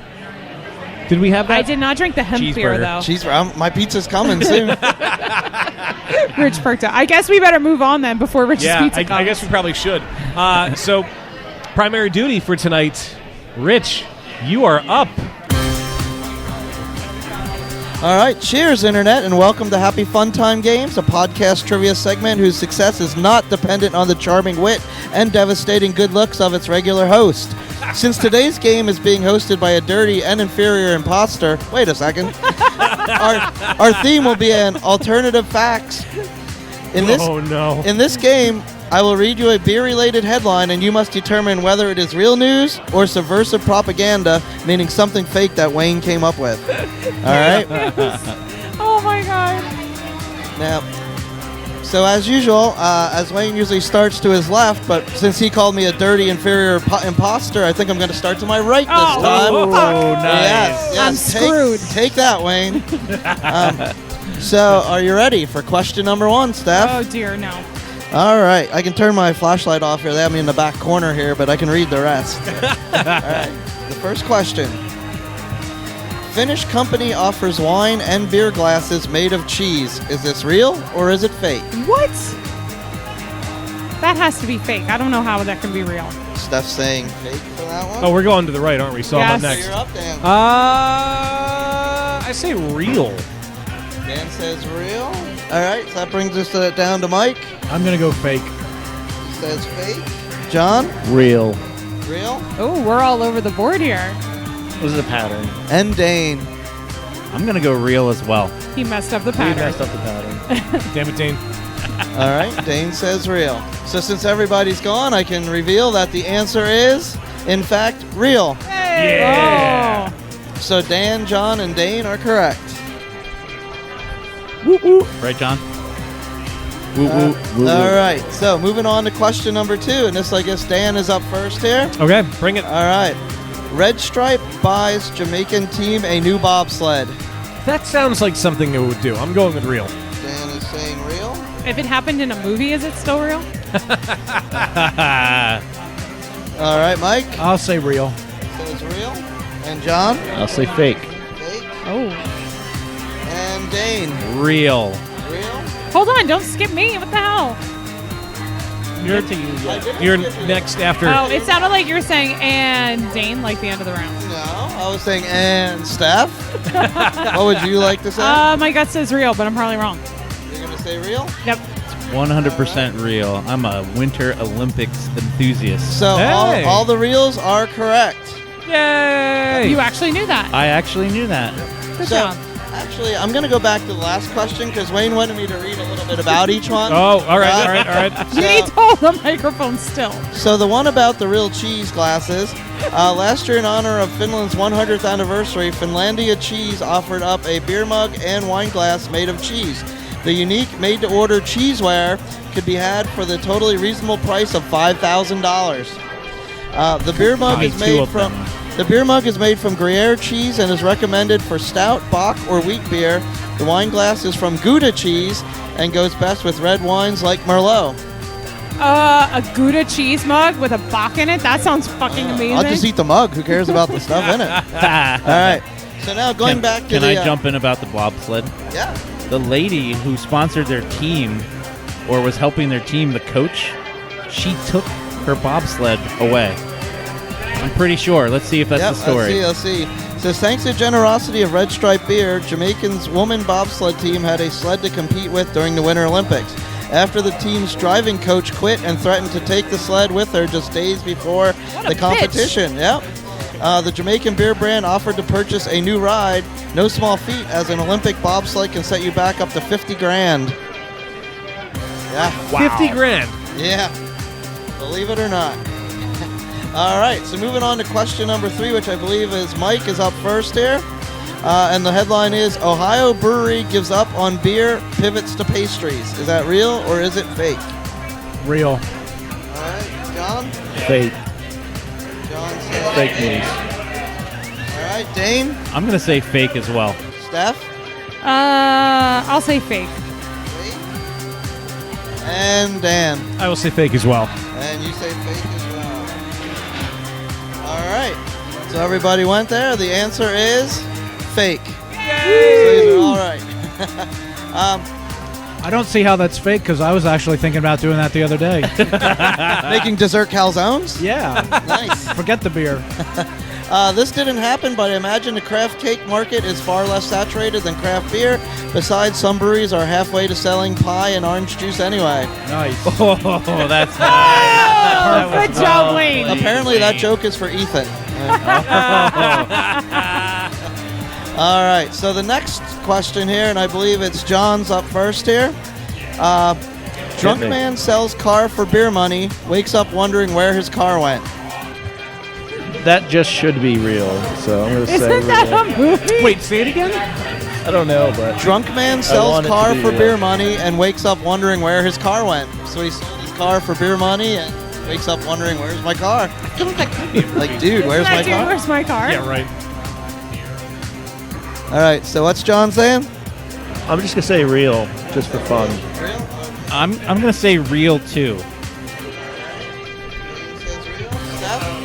Isn't that dude, where's my car? He didn't sell it, though. He lost it. I don't know. It could be real. I'm going to say real. Talk into the microphone, Rich. And Dan? You know what? I'll say real. And finishing up with Mike. I'll go fake just because I'm already losing. I need to gain some ground. We're tied. All right, well, the answer is real. Yes! Hey! If he said fake, I was going to challenge it. It had to happen at Somewhere. Somewhere. Even if it wasn't reported. You're right. I'm sure I've sold a car, too. So the I answer- remember selling. So the story goes, a New Zealand man got so trashed that he inadvertently sold his car for $800 New Zealand dollars. Of course it was New Zealand. Which is roughly $575 US dollars, for the sole purpose of buying more beer. The next day, the unnamed man couldn't remember making this transaction, so he called the cops and reported that his vehicle had been stolen. Unfortunately, the buyer was rightfully suspicious of the whole affair and contacted police after receiving an alert that the car was stolen. The sergeant summed up the entire debacle with a moral for the story: don't drink and sell cars. Yep. All right, that brings us to our last question with Dane starting off here in the first one. Colorado Club offers weed and beer pairing event. Is it fake or is it true? That has to be true. I'm saying real. Where was the club? Did it say where it was? Yes, hold on. Now Colorado. I got to go back to the other page. It's probably real then. I'll say real. All right, so Dane said it was fake. No, I said he real. said real. Real. Dane Yep, says it real. was real. And Steph says it was Steph said real. real. I believe I will say real as well. I'll go with real. Real. All right. Oh, we all said so real. Everybody's saying real, and the answer is these are all wrong. It's fake. Boo! Wow. That happened in Wayne's dreams. Says not true, but it's only a matter of time, right? So there you have it. All right, let's add up the totals here, and we'll find out who our winner is. Luckily, it's all less than 10, so I can use my fingers to count here. So hold on, give me 1 second. Can I just say, Rich, you did a fucking awesome job. Yes, you did. Thank you, thank you. I think Wayne might have lost his job now. If I can give you one note, though, talking to the Talking to the microphone. microphone. Well, yeah, well, I didn't want to have the thing out in front of me here, so you couldn't see the answers. It's a little good dark thinking. back Good here. thinking. Because I know Steph's wandering eye, Wow. Just kidding. We also call that a lazy eye. I'll punch you both in the face. All right, so here's the results. The winner with 5 is Dane. So congratulations. Coming in second was Dan with 4 points. Wait, how did Dan have 5? I believe I had one wrong. 1, 2, 3, 4, I'll be 5. honest. I had one Yeah, the wrong. last one. So there was 6 questions. No, there are 5 questions. Didn't you just give him this job? Did he I had one wrong. I'm being honest. I definitely had one wrong. The last one. Yeah, why did I put that on? So you had 4 right. So there's a There's 2. a tie. Yeah, you know what? I thought it was a point, but I was just where I was testing my pen to get it to work. So hold on. You're right. So tied for first place is Dane and Dan with 4 points. There we go. And then John and Steph have 3 for second place. All right. And then Mike got 1 point. So congratulations, Mike. I think I lost last time, too. So. But luckily, everybody gets participation trophies. Oh, that's so, good. Yep, Yeah, you're at least welcome. I'm consistent. So this is the time of the podcast where Wayne usually gives a shout out to all of our wonderful patrons, those lovely people that support us monetarily, and we thank you for it. Some of whom are in the house tonight. Many of whom are in-house tonight. So here are the ones that are gracious enough that donate at a level that allow them to have their names read on the podcast. So special thanks to James Lambert, Eric Dixon, Couldn't be with us. Sweet baby Jesus, Joe Mansell, the one I want it in my mouth. Oh, no. Wrong one. Wrong one. the one and only Nate Falkman, Oops, I just sharded. Sloan Peterson, Brian Mills, You're the best around. Nothing's gonna ever let you down. Oak Brook Brewing Company, Just a little. Wolfgang Von Kolk, Shut up, Wesley. Jen McDonald, Marilyn Engelman, Don't whiz on the electric fence. Josh Price, Where's your glass? Ron McDonald, No, I'm going to toast your ass. and Victoria Miles. To any of our patrons that are at this level of donation, if you would like to choose which soundbite you would like to be played after your name, You know what? I thought about that idea, and I like it, but it requires coordination, and I'm not that coordinated. send us an email anyway. I'll make him remember. Oh, God. But thank you to our patrons. And if you are interested in supporting us monetarily, please go to patreon.com/beerbusters. You'll get access to things like Last Call, which is the most awesome thing ever. And, that's all. So, Dan, Steph. I think you need to go pay our tab. I'm broke, but I'll try. Say, Yvonne, remember when I said I'd have to send away to NASA to calculate your bar tab? Oh, yeah. We all had a good laugh, Mo. The results came back today. You owe me $70 billion. Hey guys, we'd like to tell you about Casper mattresses. Now, if you listen to podcasts, you've probably heard of Casper, but if you haven't, let me tell you a little bit about it. Casper is an online retailer of premium mattresses for a fraction of the price of what you'll pay at the big box stores. Nothing is more important than a good night's sleep, except maybe a glass of good beer. Casper mattresses are obsessively engineered mattresses at shockingly fair prices. They have just the right sink, just the right bounce, with 2 technologies, latex foam and memory foam, coming together for a life well slept. You can try Casper risk-free for 100 days with free shipping and painless returns. If you want to try Casper, you can get $50 towards any mattress purchase by visiting CasperTrial.com/beerbusters and use the promo code 50SLEEP. Start sleeping better today by visiting CasperTrial.com/beerbusters and entering the promo code 50SLEEP. Terms and conditions do apply. If there's 2 things in life that go well together, we certainly know music and beer pair well. That's why I want to thank Vinyl Me Please for helping to sponsor today's episode of Beer Busters. Vinyl Me Please is a Record of the Month club. It's the best damn record club you're going to find. Every month, Vinyl Me Please features one album that is essential to the modern vinyl collection and sends it to thousands of members worldwide. Each record is pressed exclusively for VMP members with features you can't get anywhere else, like bonus tracks, special inserts, colored variants, album-inspired art, and so much more, and a cocktail recipe. And when they say special edition, they are not messing around. They work closely with both the label and the artist to come up with something that you actually can't find anywhere else. Case in point, my marble edition of Weezer's Pinkerton that I got from them last year. They've got a flexible membership that is easy and works for you. There's no contract, no strings, no guilt trips. You can cancel anytime, no hidden fees, and it's top-shelf customer service to make sure you get the answers and help you need as soon as humanly possible. If you want to join Vinyl Me Please, you can head over to joinvmp.com/beerbusters. Again, that is joinvmp.com/beerbusters. BeerBusters to get your vinyl on. No, your beers. No, your beers. All right, Steph, what do we have? My lightsaber toothbrush just fell over. No. The Force was not with it. That's right. So, guys, I found an awesome article from a former BeerBusters guest. Whoa! Wait a minute, who? Who is a former BeerBusters guest that writes articles for beer magazines? Well, that's not Lou Bryson. Okay. There are multiple guests who write things, but you didn't say. So our dear friend Josh Weichert recently wrote an article for our favorite homebrewing magazine, BYO magazine, entitled "Spend Less, Brew More." And apparently this article proves that brewing your own beer can actually save you money. Now, I was doubtful because I have homebrewed for many years, and I know for a fact that I can buy a case of good beer for cheaper than what I pay for freaking ingredients. But regardless, Josh gives us some advice, so let's see what you think. First, of course, he starts with cutting ingredient costs. Josh recommends to do more all-grain brewing because extract brewing, of course, is just more expensive.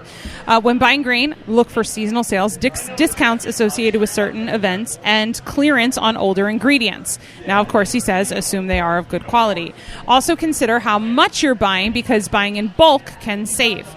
His second tip here is to think about your recipe. Now, some people may be hesitant about this, but consider a gravity reduction. Reducing your ABV by even just a half point on every beer that you brew will add up to serious savings. Take a look at your hopping as well. Consider lowering your IBUs. You could take slack in other ways. You could take up the slack in other ways by bumping up the CO2, adding a touch of roasted malt to dry out the palate, or even tinker with your water chemistry a little bit to add some balance as needed. If you're planning to dry hop anyway, consider cutting back on your whirlpool and flame out additions. You can also find economies when it comes to yeast. Dry yeast have come a long way in terms of variety and quality and cost half what liquid yeast pitches do, so consider that as well. Next, think about your equipment. Equipment purchases should always be approached cautiously, as good brewery design and practice can make equipment-oriented solutions unnecessary. Paying for a sight glass instead of a marked spoon might not be worth it. Paying for a good, accurate thermometer, however, is definitely worth the money. Bigger ticket items such as usually you can get coupon sales, promo codes to cut down on that higher purchase price. Shipping costs and customization are, of course, going to create significant price differences even on virtually identical items. So just do your research and see what's out there. Decide what you need, shop aggressively, and also consider DIY equipment. When it comes to heat sources, burners and elements can vary wide in price and performance, and the two don't necessarily correlate. Do your homework on BTUs and efficiency, and especially when it comes to electric elements, don't buy into the brand name hype. Induction elements use simple technology. Also, hit up your fellow homebrewers who might be upgrading, downscaling, or otherwise modifying their breweries and would be happy to see old equipment go, and sometimes they'll give it away for free. For chilling, a DIY immersion chiller is a solid option that most people can handle, or you can invest in a smaller plate chiller. For temperature control, keep an eye out on websites like Craigslist, which John loves, or community message boards.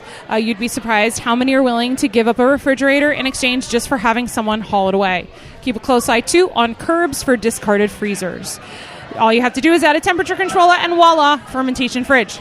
For pumps, Josh finds them entirely unnecessary and extravagant, so just don't buy them. For more advice on saving money while homebrewing, check out BYO.com. And for your free issue of BYO magazine, click on the red banner on BeerBustersPodcast.com. Yes, do that.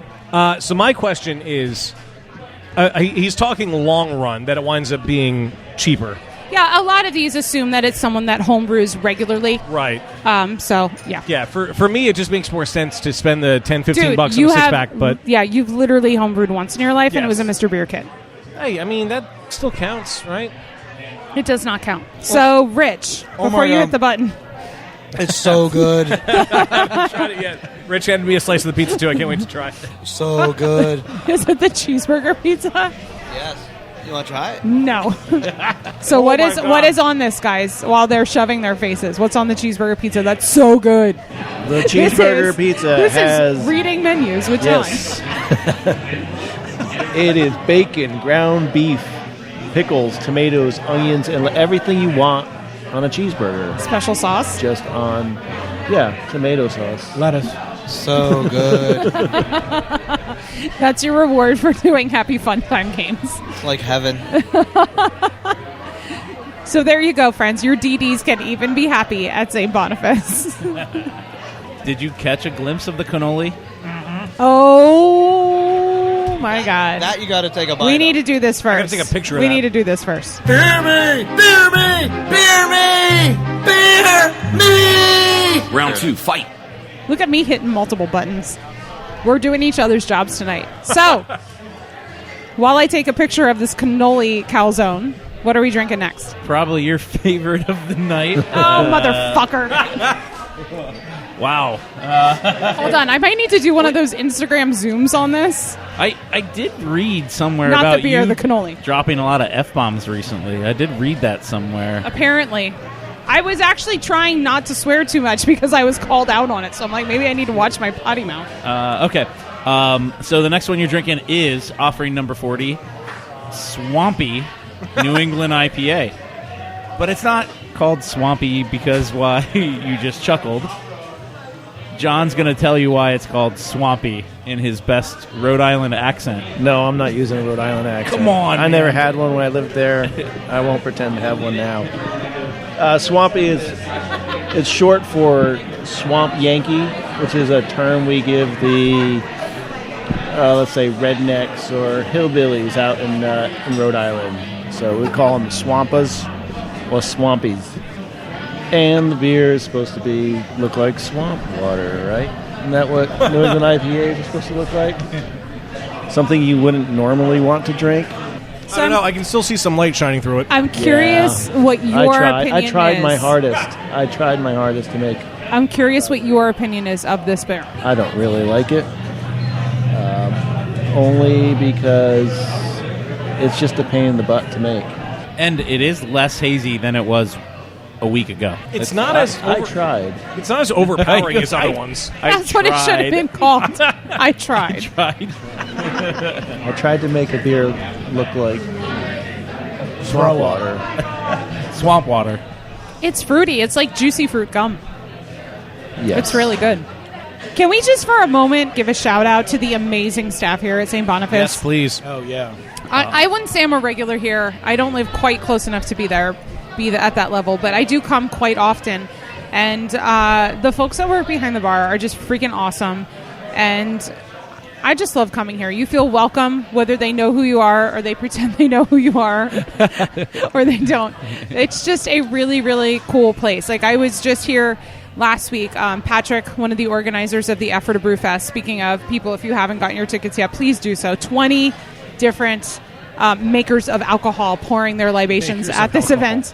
It's going to be better than ever this year, and we are very big supporters of this event each year. But I interviewed him here last week, and it's just a cool place to hang out, have a few beers, have some snacks, chill with friends. It's just cheers to you guys for creating such an amazing spot, but also cheers to your staff and how they just continue to let that be the vibe.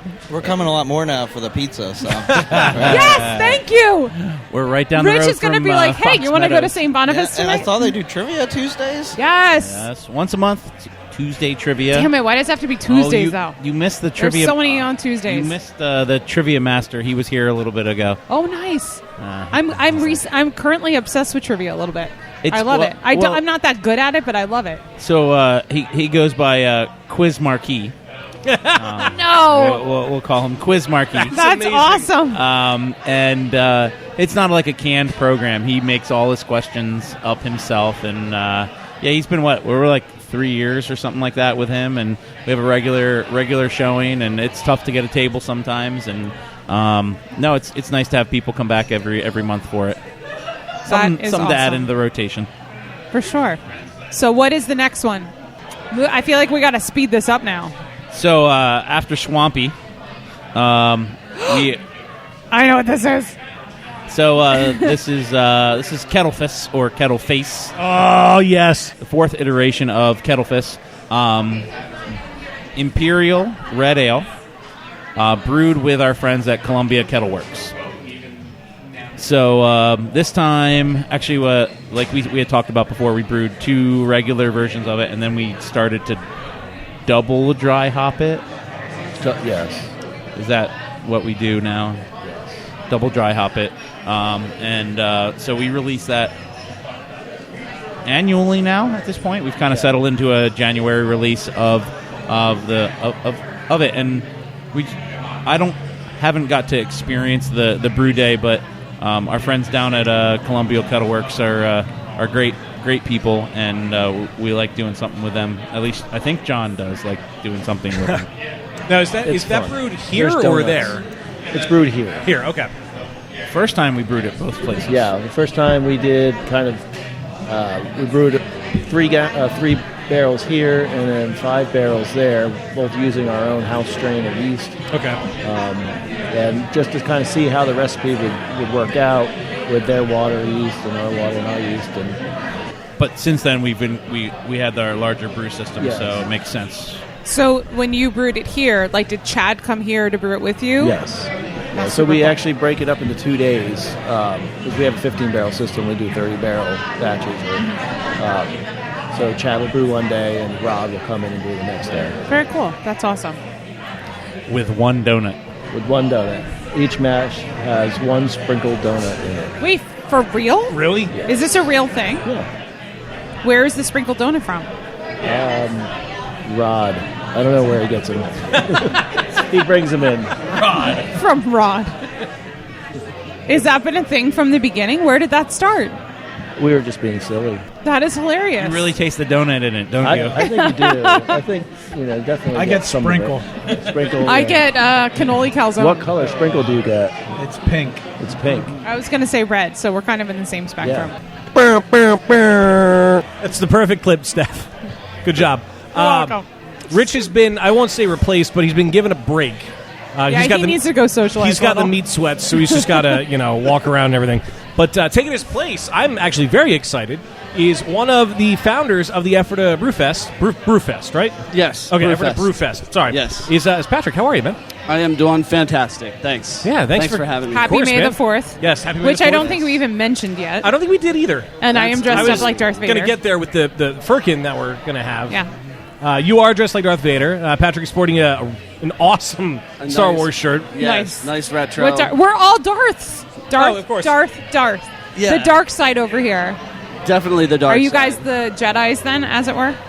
Or the rebels. Whatever you want us to The be. rebels. Yeah, the rebellion. God. We got to be on one side or the other. The Ephrata Beer Fest is coming up. It is. It's coming up June 23rd. We're super psyched. We're stoked to have the hometown breweries, especially St. Boniface there, representing. And, we've got a whole bunch of new breweries this year, too. So we are really excited. We basically took it up from 14 last year to almost, as of tonight, 21. Wow. Wait, breaking news? Do I need to edit That's my awesome. article? So we just got an application again today for somebody out of Philly who's representing a New Hampshire brewery. So he's going to be cool. bringing. Yeah, it's pretty cool. So I'll Tommy get the scoop K. Is it Tommy K? It is. Yeah. Yay, Tommy! Yeah, he's coming at us. We And love Tommy. And I said, let's make room. And everyone's like, well, can we make room? I was like, come on, one Tommy more? can Let's share go. our tent. It's all good. Yeah. We can easily get a jockey box in our tent. Yeah, so we've got some cool stuff. We've also got a meadery this year. So we're cool. trying to branch out and kind of attract some people who might not necessarily always love craft beer, but they're coming along anyway. And then we also have a distillery this year, too. So we've got quite a bit of unique offerings this year. Are you allowed to say who the meadery and distillery are? There is an entire list on beerbusterspodcast.com. Yes. Can I point out that Dane is filling the hegemony to the rim right now? Fuck, we're going to die. We're going to die. Anyway, do you want to shout out some of the places so we that'll can be talk about so I think some of the really cool ones that we've got this year. We've got Pizza Boy coming this year. Oh, nice. We've got Rotunda. We've also got Neshaminy Creek, which is one of my favorite personal, just because they've got so many awesome names. Blitzkrieg Hops is one of my favorite. I'm a huge Ramones fan. So, and they also are really tied into the punk and ska movement too. So Yes. pretty We cool saw to the have. Menzingers there not too long ago. Somebody left early. Yeah, I may have left early. I was old and tired. Well, I was upset because the Pie Tasters and there was somebody else, too, that was playing just coming up, and I was like, I would love to be at that so much. It's a great place to see live music. Yeah. Trogs is going to be there this year for the first Trogs time. is going to be there first time as well. Mount Gretna Brewing. Yep. Medusold is the metering. Yeah, that's the metering, and then the distillery is the Reading Distillery. So there's a Reading distillery? Yes, there I is. actually Reading did not know that. Distilling Guild. I know. Yeah. I never heard of them either. That's so cool. We need to check them out. And they're in your backyard. Literally. Well, I don't know about literally. Oh, and Chatty Monks will be joining for the first time this year. Hey, cool. Yeah. So there's going to be a good representation, and I'd say 99.9% of that is Pennsylvania.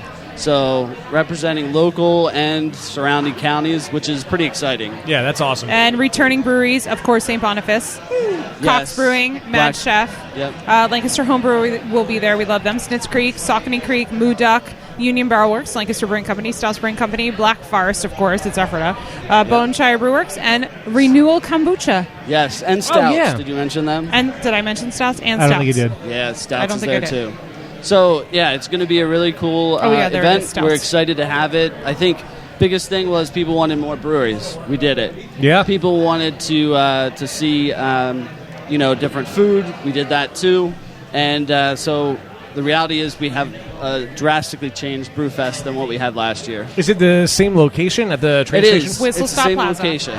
Yep, Whistle Stop Plaza, right in the heart Great of spot. downtown. Perfect. So there's a little bit of shade. We're going to have another umbrella added in. So What, you're throwing shade? Is that what you said? we're just throwing it around. All right. Yeah, we're throwing it around. And what I love is parking is so easy. Like for a downtown fest, it is not hard to Actually, find yeah. free street Yeah, parking. it Yeah, is. I was surprised last year. Ephrata is just a really nice town. It's got a really convenient downtown that you can.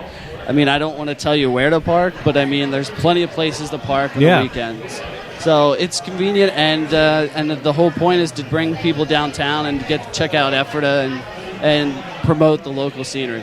That's so cool. Bountiful Feast Roving Restaurant will be there, and Pork You Barbecue, serving all the libations. And Mike is fucking excited about that. Wow. Love Bountiful Feast. Yeah, those guys are local, and they're really, really nice folks. So it'll and be you're, good. You're going to have some local entertainment as well, right? Yeah, so we're going to have a band there as well, which I have to admit I did not pick the band this year, but they're going to be throwing out some funk, and so it's a little bit different this year. Oh, nice. They're playing from a popular group from down at Tellus 360 in Lancaster, so we're going to be excited to have them join us this year, and it's going to be an awesome time. Cool. And So- tickets are only $35 this year, which $35. is super exciting. Yep. But only 600 are going to be sold. Only 600. So don't wait around. Yeah, we will have some at the door, but we're doing a lot more advertising this year. And we've had a lot of great partnerships with people, including the new Ephrata on Main, who's putting our advertisements up every week.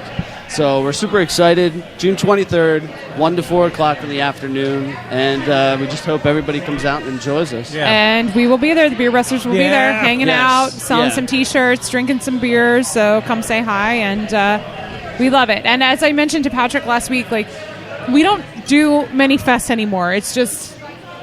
It's a lot of effort and it's time a lot of work. and driving for us to do fests. So we are really smart about the ones that we promote and the ones that we attend. And, we have sort of been with you guys since the beginning and the birth of this fest. And we're excited to see you continue to grow. And we're excited to go again. It's a good time. Weather is always really great, too. Yeah, I was going to say that about last year. It was Especially being beautiful. like middle, end of June. You always seem to have a great day. So let's hope for that again this year. I'm knocking on wood right now because that has been the case the past 3 years. So You should go knock on the wood from Craigslist. yeah, we're just gonna. But Hashtag Craigslist wood. yeah, we're pretty excited about the weather too. So it's June 23rd. It's not in the middle of July. It's not too late in the fall. So yeah, it's a good time. And I think that's the biggest thing. We were excited to have you guys helping us out and continuing to support us. The other folks that have been huge and instrumental, I got to give a shout out to Hopheads. Yes, we love the Hopheads. Those guys have been really helpful. And then, of course, Those guys suck. I'm kidding.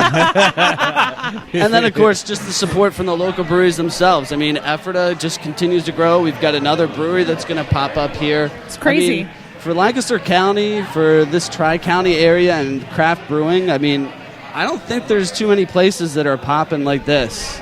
Honestly, It really is a unique place, and we're pretty lucky to be here. Yeah, it is a great vibe.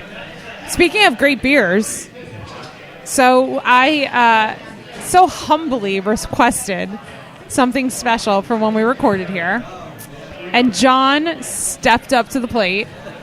And since it is May the 4th, and I'm wearing a Darth Vader costume, I suggested perhaps a Star Wars themed firkin. And you got a Star Wars theme? And we got a Star Wars themed firkin. It is Paideia, dry hopped with... Do it in the right order. Star.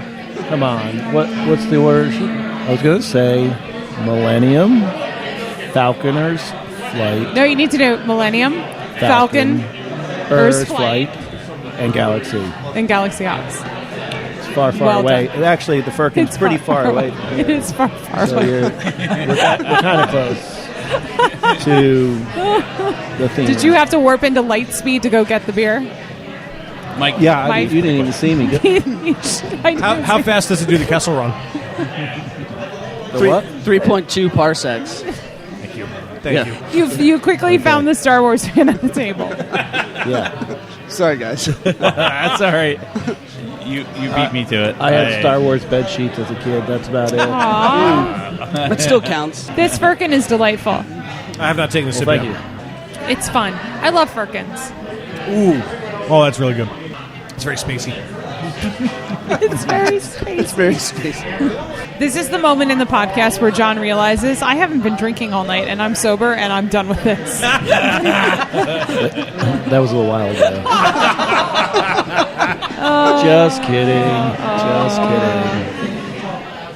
It's too good. I don't know. I think Dane just rage quit. I think Jane, or he has to pee. I feel like we shouldn't drink the Anniversaryary until he comes back. Because he hates when I call it Anniversary. It's really good. I know. I have not had the you barrel haven't? aged yet. Oh. I have a bottle at home, but I haven't cracked it open. I have so. 2 at home, so... Well, technically I have 2 at home also, but one of them belongs to someone else. And I'm drinking it right now, and it's just fabulous. So, Dane, we waited to talk about the Anniversary until you came back. We understand that you love it being called that. I actually like it, but it's so awesome watching your favorite place Untapped. I don't have a problem with it at all. Okay. Who thought I had a problem with it? Anniversary. I think I... Well, while we're talking about the way I pronounce things, why don't we talk about a great event coming up next month? Bonerfest. Bonifest is coming up. Yeah, that's a super... Yes, thank you. I will definitely... Yeah, so... June 9th, right? yeah. Saturday, June 9th. Saturday, June 9th. I have my tickets, by the way, already. Oh, I didn't get that's my tickets awesome. yet. I should probably do that. I have only missed the first one. That is it. I've been here every year since then. Like clockwork, I have to say. Like, I'm a pretty hardcore Boniface fan. I don't know what else is to do in effort of that day. There is nothing. Anybody who doesn't know by now, they're definitely behind the 8 ball. So, yeah, June 9th, we open at 11. This year, later than ever, open to 10:30. Boniface is going to go to 10:30 this year. Wow, you guys staying up late, pushing the curfew. We've changed our hours since the last Boniface, and we're open till 10:30 on the weekend. So we're going to see how it goes. But yeah, I don't want to say bigger than ever, but let's say better than ever, maybe. Sure. We're doing the same setup as we did last year. Closed down the parking lot, huge tent. We added an extra band this year. We have 4 different local bands coming in. Nice. We're really excited. We're featuring Colebrook Road. We may know somebody who plays in that band. Happens to be our assistant brewer. They're starting off the day. Then we got Clinton Hipschman, who used to be a regular Wednesday night solo act here. He's bringing a band along with him this time. Clinton Hipschman and the last time. And then we're going to Mike McMonigal. And he's a wild card. We never know what he's going to bring with him. It could be him, could be a big band. And then we're going to end out the night with the Cordy Byron Band, which usually just kills it. Everybody sticks around, and he does an awesome job. So we're really excited about the music. Don't forget, food trucks and our own food. We're doing pizza again this year. And most importantly, the beer. Tell me about the Firkins. I want to know about the Firkins. You'll have to wait and see. Just like me. Just like me. No, aren't you the one that makes these decisions? Yeah, I make them on a whim. Well, you know what I like, so just keep that in mind. Marshmallows, right? Really hoppy beers with marshmallows. The hazier, the better. Yeah. I just get It's a a bunch fun of time. orange juice and throw it in. We're good, right? And I got to say, like, my mom has come with me to a few Bonifests, and as people that listen to our show know, my mom does not drink beer at all. But she enjoys the slushies very, very much, the alcoholic slushies, and it's a good time even for people that don't like beer. I mean, even Rich has a good time. He usually smuggles in a hoagie from the grocery store next door and a half-gallon of unsweetened iced tea. That usually gets him through. But, you know, it's just a really good time. It's a fest that we definitely try not... We even came last year in freaking clothes for a wedding. Oh, we yeah, came remember here. that. I was in 5-inch heels and a dress and pantyhose, and Because we went you wanted right from to here get to a wedding. Firkin There with was a certain peppers. Firkin that was very enticing, and a certain owner of this brewery that made sure the Firkin was on early enough so I could get it before the wedding. So I love you guys. And are you doing the cans again?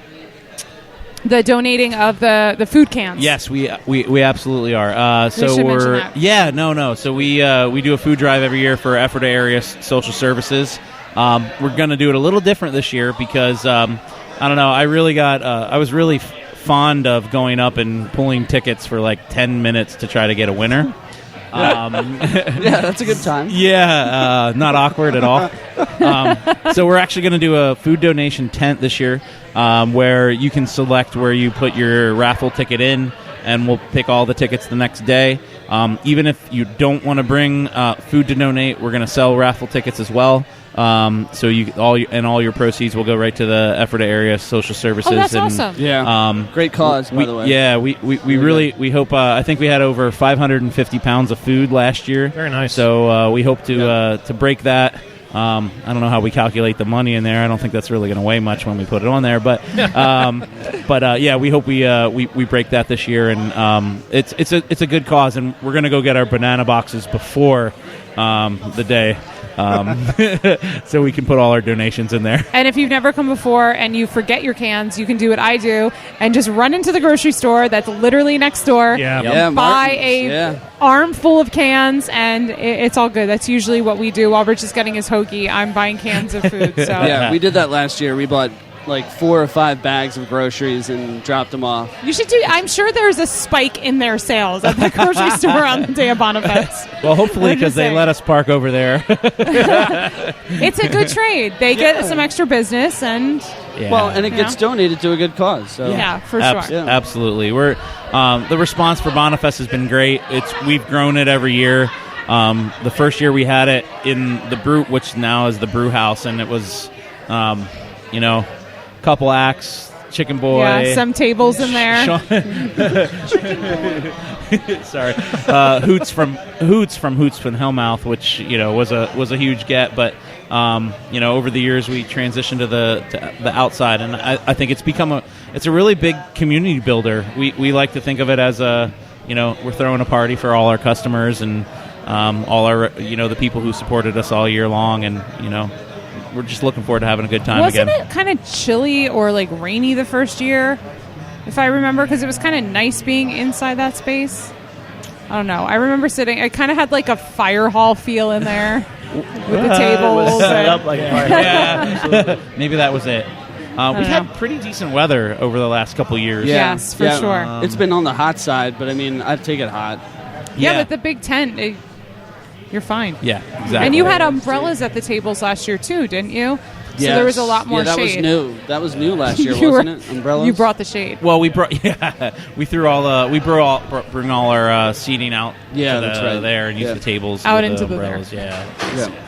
So before we wrap this up, we have 2 more beers. So we're gonna try our anniversary. I'm not going to say our 7th anniversary. Anniversary. Okay. When I wrote it down in my notes, I spelled it out with the word 7 in the middle. In the middle, okay. Nice. So this is our anniversary stout. Anniversary. I'm just trying to get you to say it just once. Just once. And Just it's once. now it's now become an annual release at our anniversary party. It goes back to John's homebrew recipe that was born, Hegemony was born out of, and he can kind of explain the difference between the regular version and this version. Well, this version we actually use honey and lactose in it, kind of boosts the gravity and as well as kind of counteract the dryness that the honey would add to that.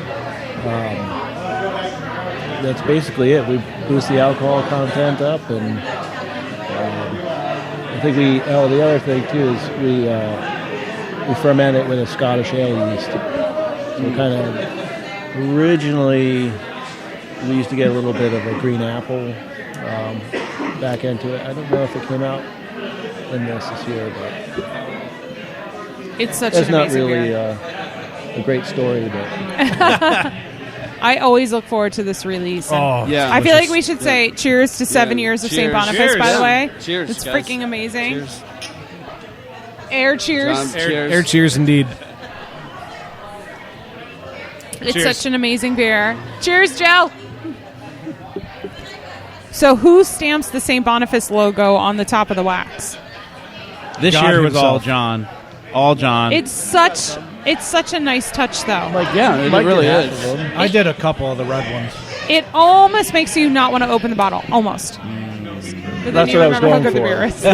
Where did you guys get the idea to do that, actually? Actually, the stamp was Dane's idea. Yeah. That's nice. Yeah, I had seen in the past. Yeah.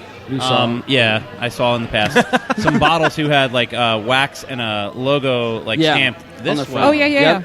And I thought like putting it on top, or I thought about that stamp, and John was like, "Well, let's put it on top of the Yeah, of because the it was bottle." it was way too hard to Yeah, we try to couldn't drip wax there. And So, Smack but it in there.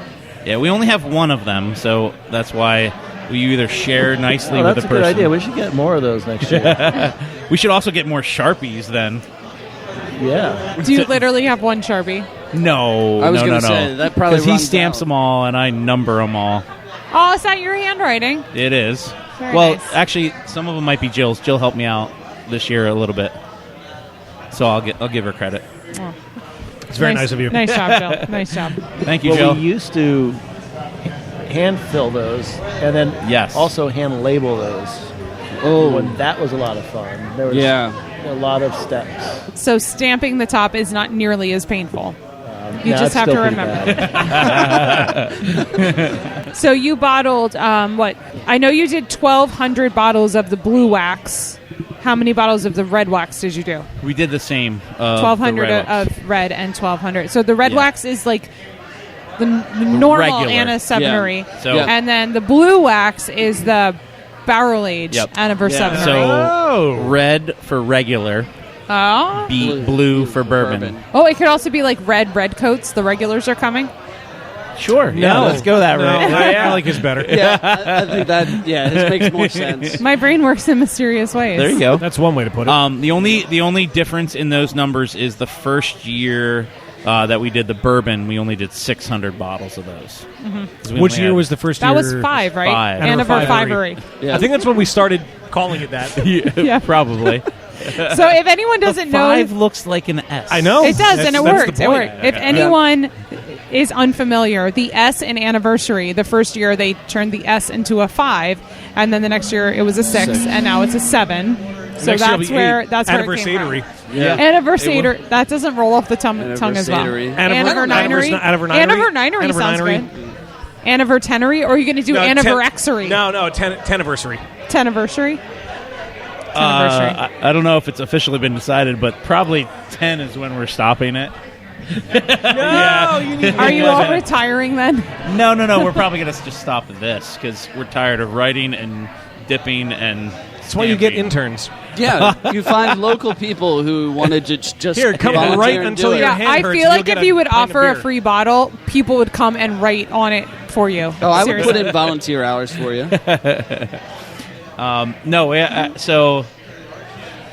You're know- going to get like 700 emails now. Dear Dane, Yeah. I will write numbers for beer. I love stampers. Yeah. How can I help?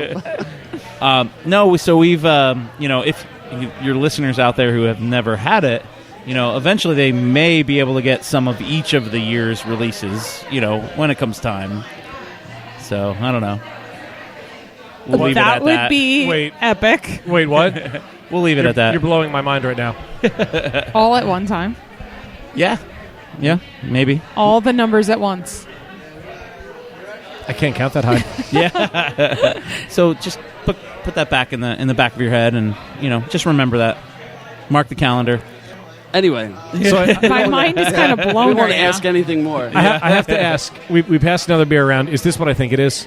This is. It's the grand finale. It is the barrel age version of it. Yes. It's a bourbon barrel. It is Correct. a bourbon barrel. Are you allowed to say what bourbon?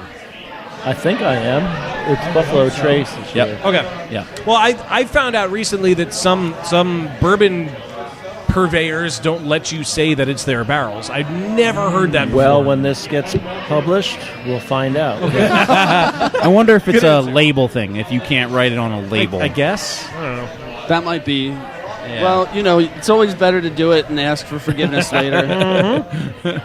Unless they're going to try to put you out of business. Right, yeah. Oh, yeah, well, no. Yeah. Skip the cease and Sony. desist and go right for the lawsuit. Oh, my God. It's delicious. This is incredible. So, Can I be buried in this when I die? Yeah. So the initial response from from us and from people is, John knocked it out of the park on this one. I mean, honestly, For sure. the bourbon is just, It's very good. it's awesome. I mean, like the vanilla notes, the caramely notes, butter, all that stuff is it's just there. It's not too boozy, and it's just Should mention awesome. Jeff had a pretty big hand in this. So Go ahead and mention it. Jeff had a pretty big hand in this. That's to you, Jeff. Good Jeff job, Campbell Jeff. out there. Cheers to Jeff. So don't forget, June 9th is St. Boniface. If you've been, and you probably already have your tickets. But if you have not, Yes. get your tickets. I have not. It is what? I know. There's There's really say that. there's no excuse for that. It There is. really You isn't. need to come, and you Does live in Philadelphia. We're recording the night before. I don't remember where. We might be recording in the basement. You should just stay over and come with us the next day. I have an excuse, but I can't say it when the mics are rolling. Oh, okay. It is a freaking amazing time.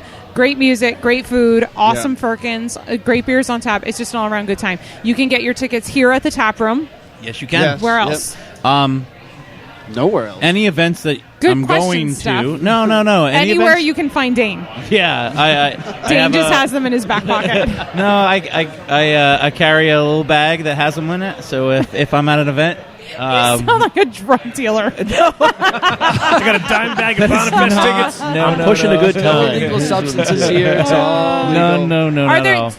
It's usually sold out, right? Do you usually sell tickets at the door? Yeah, we definitely Yeah. do. So You do? if you're Okay. up in Because the it's air, not like everyone's here at the same time. It's not like it's like at capacity. People come early, they leave. They Yeah. come, Yeah, it people come changes later. throughout the day. so last you can't year, get like, tickets out the door, yeah, too. I felt last year was like it didn't even feel like it was like crowded, but like there were a shit ton of tons people. here, right? Exactly. I think you have it laid out so well that it doesn't feel that way. And what else is coming up? What are some cans that are coming up that are going to be released soon? Oh, yes. Within the next I couple want to hear months. that. I'll know when I can it. Orange Pollinator is our next one. Oh. That's our Hefeweizen brewed with lactose sugar, orange blossom honey, and actual orange puree. Very cool. So take a look for that. If you want to know what else is going on at St. Boniface, their events, their releases, check them out at St. Boniface Brewing on all of the social networks. Dane does a wonderful job taking care of all of that. And if you haven't been to the pub or haven't been in a while, definitely come out because it's a good time. It is. The pizza's great. The food's the cannoli calzone was great, and I kind of want another one, but I'm not going to be that fat tonight. And if you still want to get some of the bourbon barrel or regular anniversary, Anniversary. Almost. Damn it, you were Just so say it close. once. Just say it once. Maybe in last call we'll get him to say it. they are still available. That's awesome. They are still available. It so. is such a That's divine a crime, beer. by the way. It's really a is. no. Actually, we're happy about that because Yeah, that means I'm happy more about it too. people can get it. Exactly. Yeah. People who stumble in who've never seen us before can walk in here and be like, "What's that?" and take it home with them. What's that random bottle of a beer I've never heard of? I will take that. But it is totally worth it. Wow. Well, this was a lot of fun, as I knew it would be. Of course. Yeah. It's always a good time here. It definitely is. Let's not forget, out there in the internet land, as far as Beer Busters is concerned, you can find us on the Twitter and the Instagram at Beer Busters. Facebook, we are Beer Busters Podcast. Of course, our website is beerbusterspodcast.com. Don't forget that phone number, 805-991-BEER, which is 805-991-2337. Which is beer.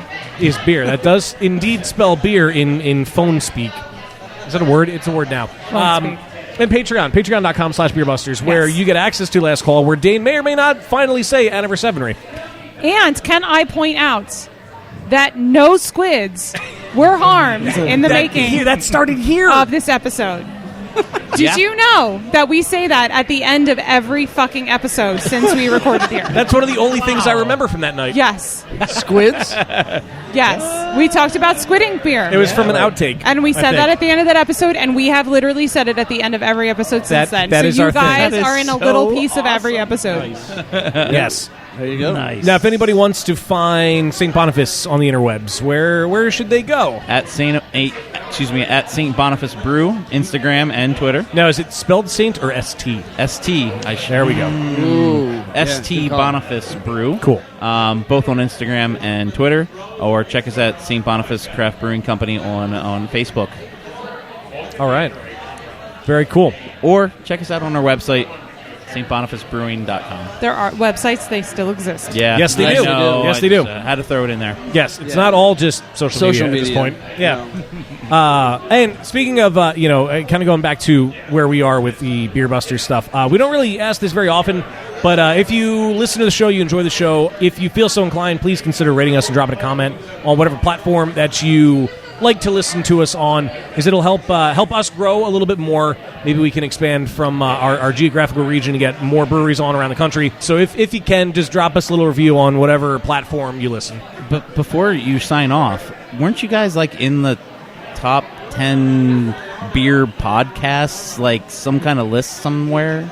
On a few publications, We've been on yeah. a few lists. Yeah, Which We like being on wondering. lists. It's very humbling and heartwarming to get to that point. Yeah, it's but nice to be included with some other awesome Yeah, is a pretty because good then we can jump up into, like, if you're listening in iTunes or the podcast app, you have the new and noteworthy page, and it'd be cool to get new listeners, so you can share the wealth of Beer Busters with people who have not listened to any of our past 142 episodes, and they'll go down a very deep rabbit hole. So that's all that we ask. If you don't do it, cool, whatever. If you do it, thank you so much. Oh, yeah. Oh, yeah. But that does bring us to the end of another episode of Beer Busters, and hopefully it doesn't take us another 100 episodes to get back to St. Boniface. It won't. Thank you, Rich.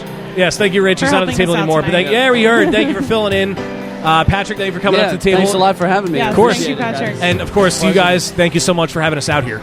We appreciate June you guys 9th, coming out. Bonifest, June 23rd, Effort to Beer Fest. Absolutely. Do it, people. Get your tickets. Well, I am Dan Baker, joined by my co-host and brewologist, Darth Hefner. Darth Hefner, and the demented and fermented Wayne Baker. Like I said, is spelunking in Philadelphia. He should hopefully be back for next episode. Feels weird without him. It does. It's back to the roots, but it feels It's weird. empty. Well, remember, no squids were harmed. And we'll see you next time. Adios.